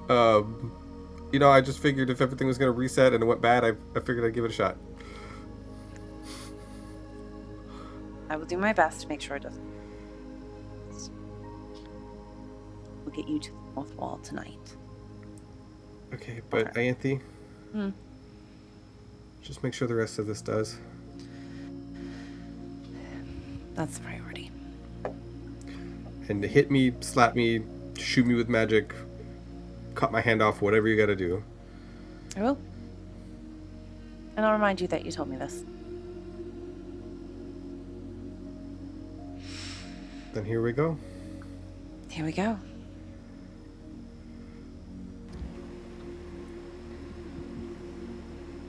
Anthony, roll me a history check. I don't want to. I know. I don't want you to. I want you to fail. But I also want you to I succeed, probably too. will. I have so many purple dice. Actually, as you do that, I'm gonna double check. It's an 11. Okay. An 11. Okay.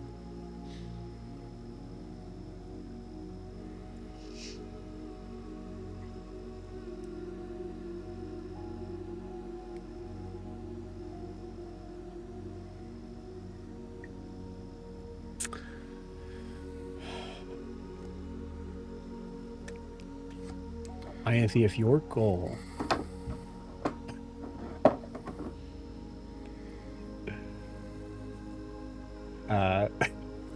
sorry. If your goal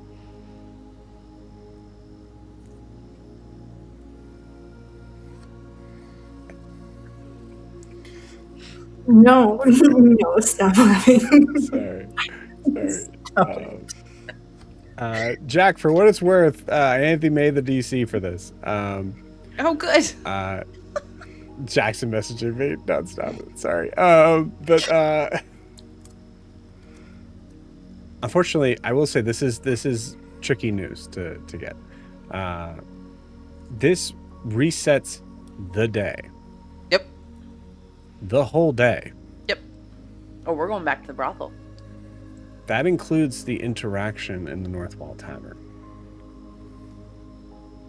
And you're the only one that is aware of everything that has happened up to this point. That includes Green, that includes Xavier, that includes everyone.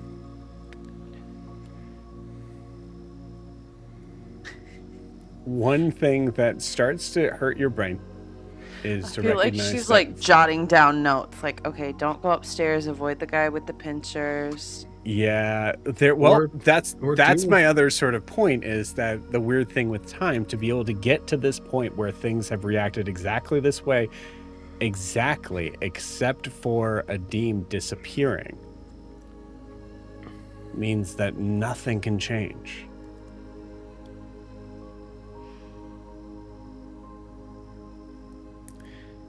And if Adim doesn't go away, does Grian go to try to find Xavier?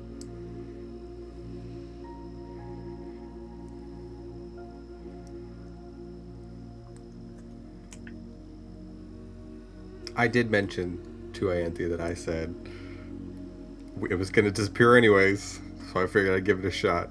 If it didn't work, that was it. Yeah. But that means that Grian and Xavier are not going to have any memories of this. This is something that happened, but only in your recollection of what happened. It's a heavy responsibility. Doesn't mean you can't nudge Green along later. I'll nudge him. I'm sure he's very susceptible. He's just... I also rolled a nat 20 there, so for Xavier to react the way he did, everything would have to be exactly the way it was, which it can't be. because Adim would be there.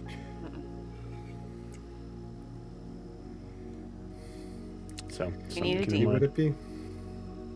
need a Adim. I need a Dean. That's the most important thing.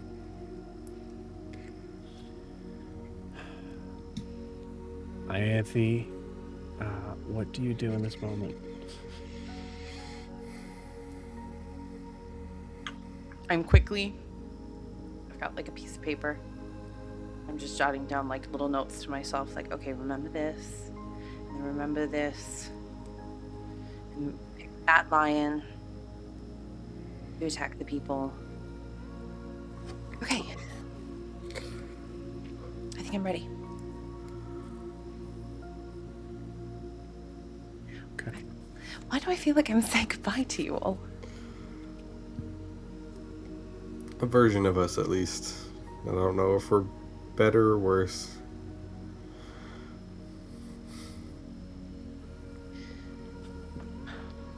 It'll be better. I'm gonna grab Prisha's I know what to hand do. and stand there with her. Up until this point, Prisha's just been sitting on the ground where Grian fell with Fuff in her arms. Like she's just been kind of waiting.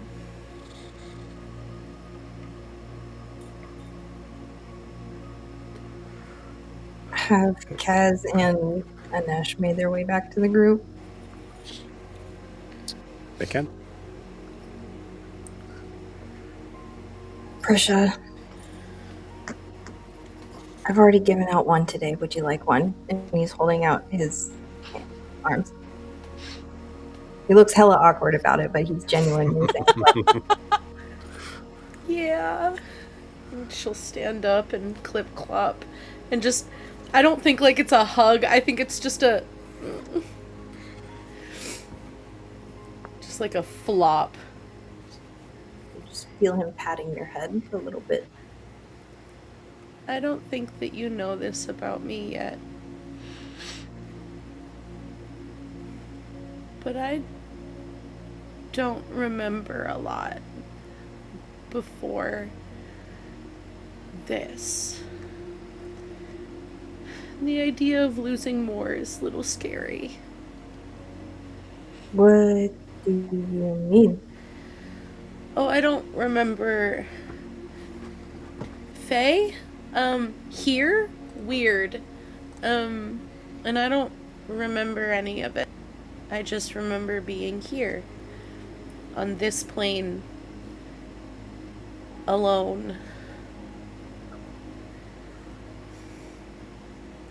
For a long time. Does it feel like something's missing? Yeah, but that might be the whole being alive thing that I'm not. It just. There is a lot missing, and every time I find out more things, I have more questions, and I'm just worried that I won't have answers if today goes away. That's all. Well,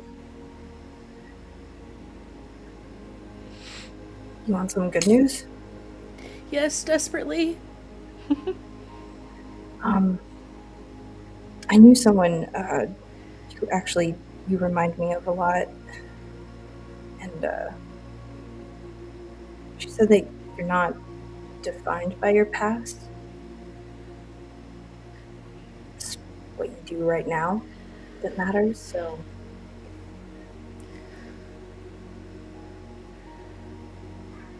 Thank you. We have a lot that you don't know. yeah, ditto. But we're here right now, and we just go forward. Okay.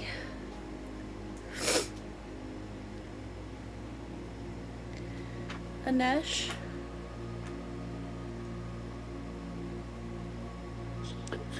Yeah. We're gonna get him back. Okay. I like that. That's what I want. Me too. And we're not going to lose any of us to do it. Ianthe, I trust you. Thank you, Risha.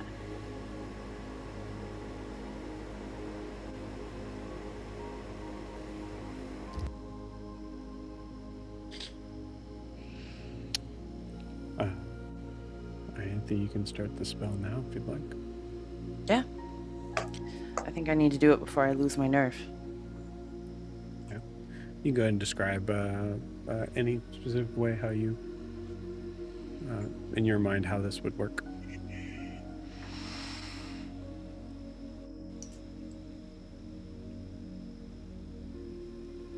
I feel like I'm looking in the mirror.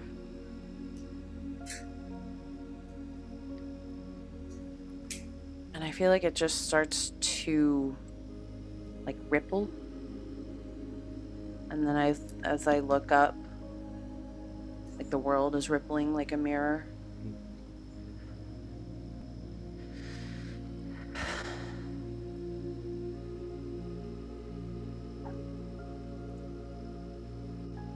And then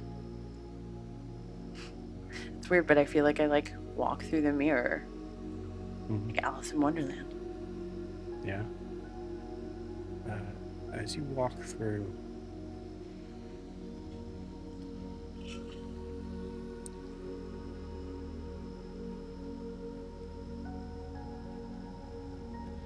give me an Arcana check. Okay, that I will do.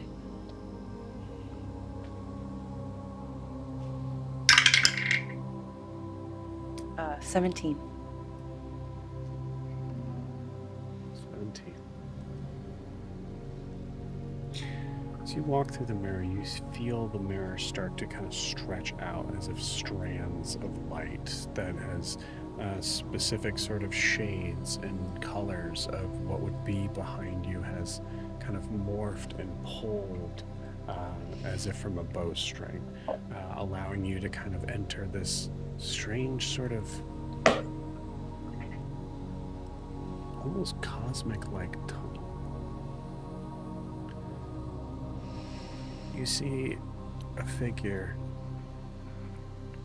sitting there,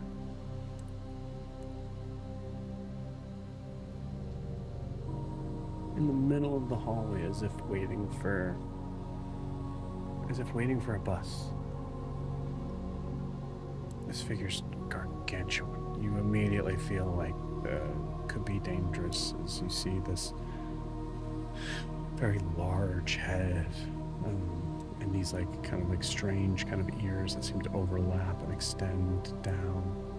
This white robe that is laying over the cowls, but sort of awkwardly laying over the ears as well. You see this creature's knitting something.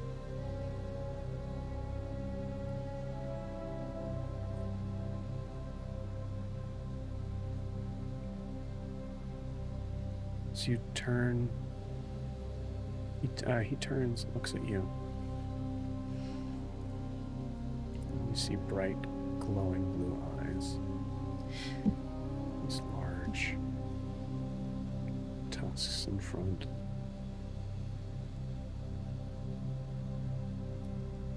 Oh. No. Hello. You're one of them, aren't you? Proverbial them. Yes, I am. Come, sit. Actually, I was rather hoping to get back. Sort of. Or forward. Well, I guess back is forward at this point. Oh boy. And then I just like slump down while I wrap my head around it. Yeah. Time dangerous magic, Miss.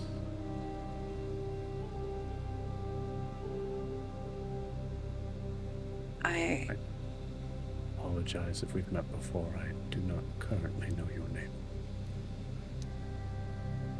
I feel as though I'd remember meeting someone like you. I'm Ianthe.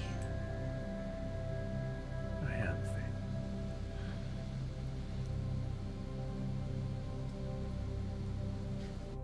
I assume there's some manner of significant magic you've tapped into something. Judging by your gaze, your first time.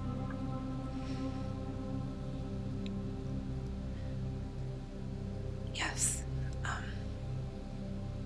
I've never quite attempted something like this before.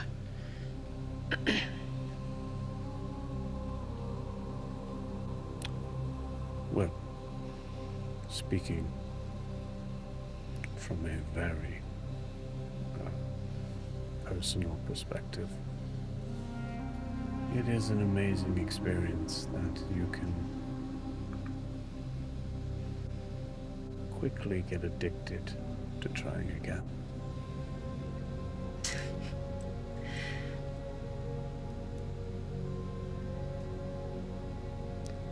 The ability to change one's time in one's timeline is an extremely rare magic.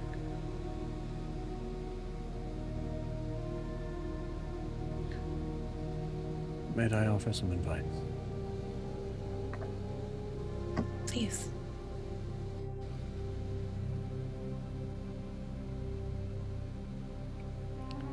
Whatever means you have used to be able to cross over, move forward or back, assuming that this version of yourself is able to keep that same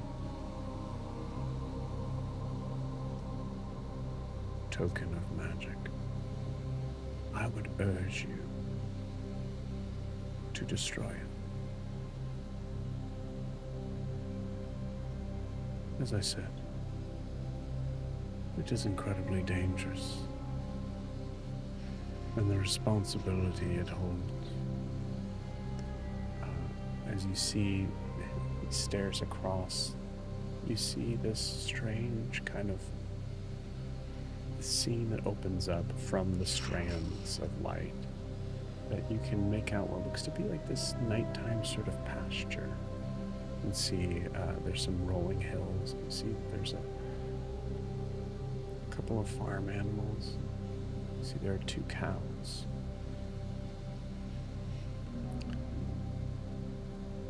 Dangerous.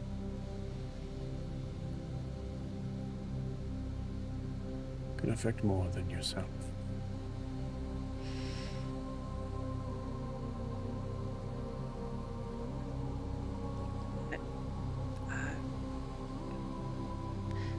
It's actually the idea to save someone that I couldn't save.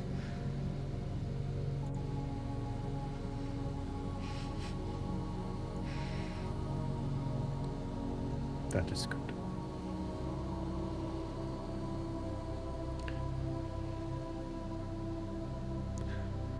It is very easy to get drunk with that pound, Miss Ianthe. Just a word of warning.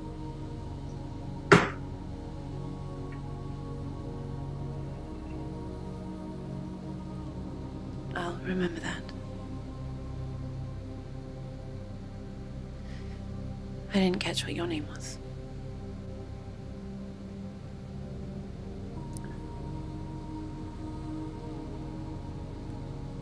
I'm afraid I don't know if it would be worth remembering.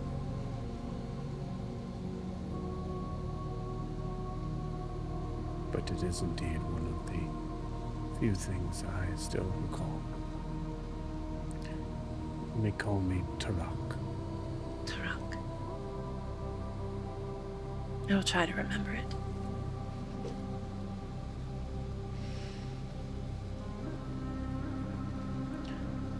If you do, I ask a favor of a stranger. Of course. You referred to me as them. Which tells me you've had some sort of interaction with those of my kind. I know of them, yes.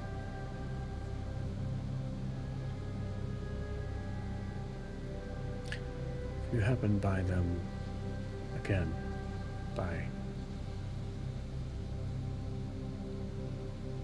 less dangerous means,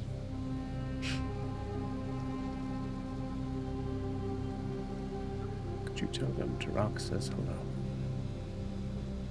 And that I miss them and love them all dearly. I'd be glad to.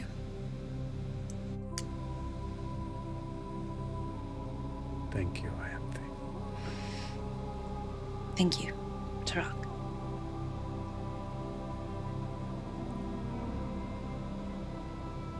Well,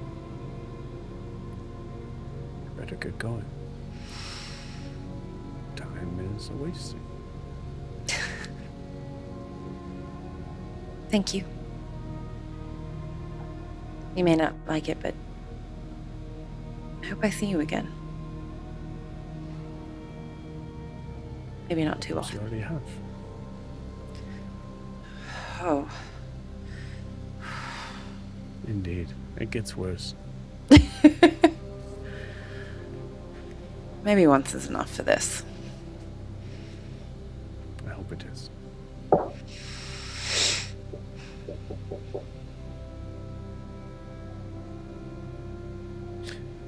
Well, don't let me stop you. I'm a lot of knitting to catch up to. Colors you've chosen are lovely. Oh, thank you. I've had many lifetimes to work on it, and I'm still shit at it, but I appreciate it.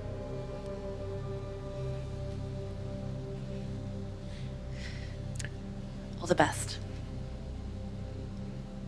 To you as well. I will keep going. As you walk past him, you feel that you're walking past this center, this like black point in the mirror that has no light to it whatsoever.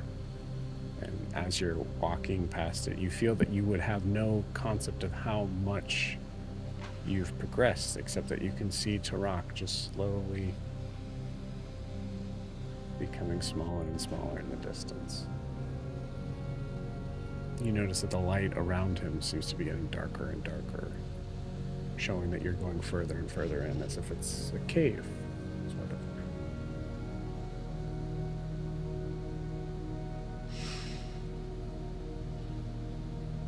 And then you wake up. You are in the southern brothel. You see Korean just walking through the door with a very familiar figure behind him. As the dean is there, and many of you realize in this moment it worked. As Green and Deem are just walking in after their Oh, that's right. after they just dropped off the rest of the Reckless. Green, what do you say to Ianthe, who is just waking up now? I don't remember what I said. But are you guys okay? Is everybody here? We heard that there were insert creatures. Yes, everybody's here. Good, good. And I'm gonna go like give Adim a big hug and be weird about it. All right. Hi. Glad you're good.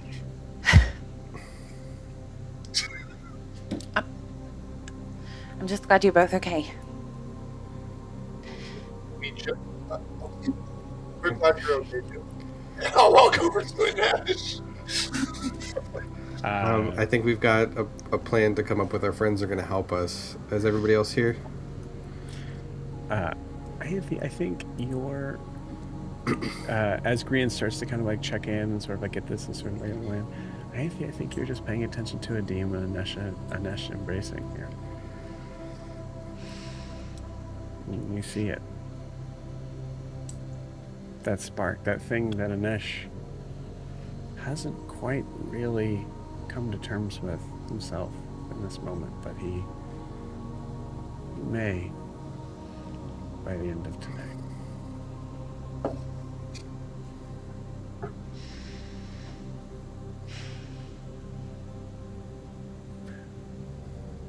I think no better time.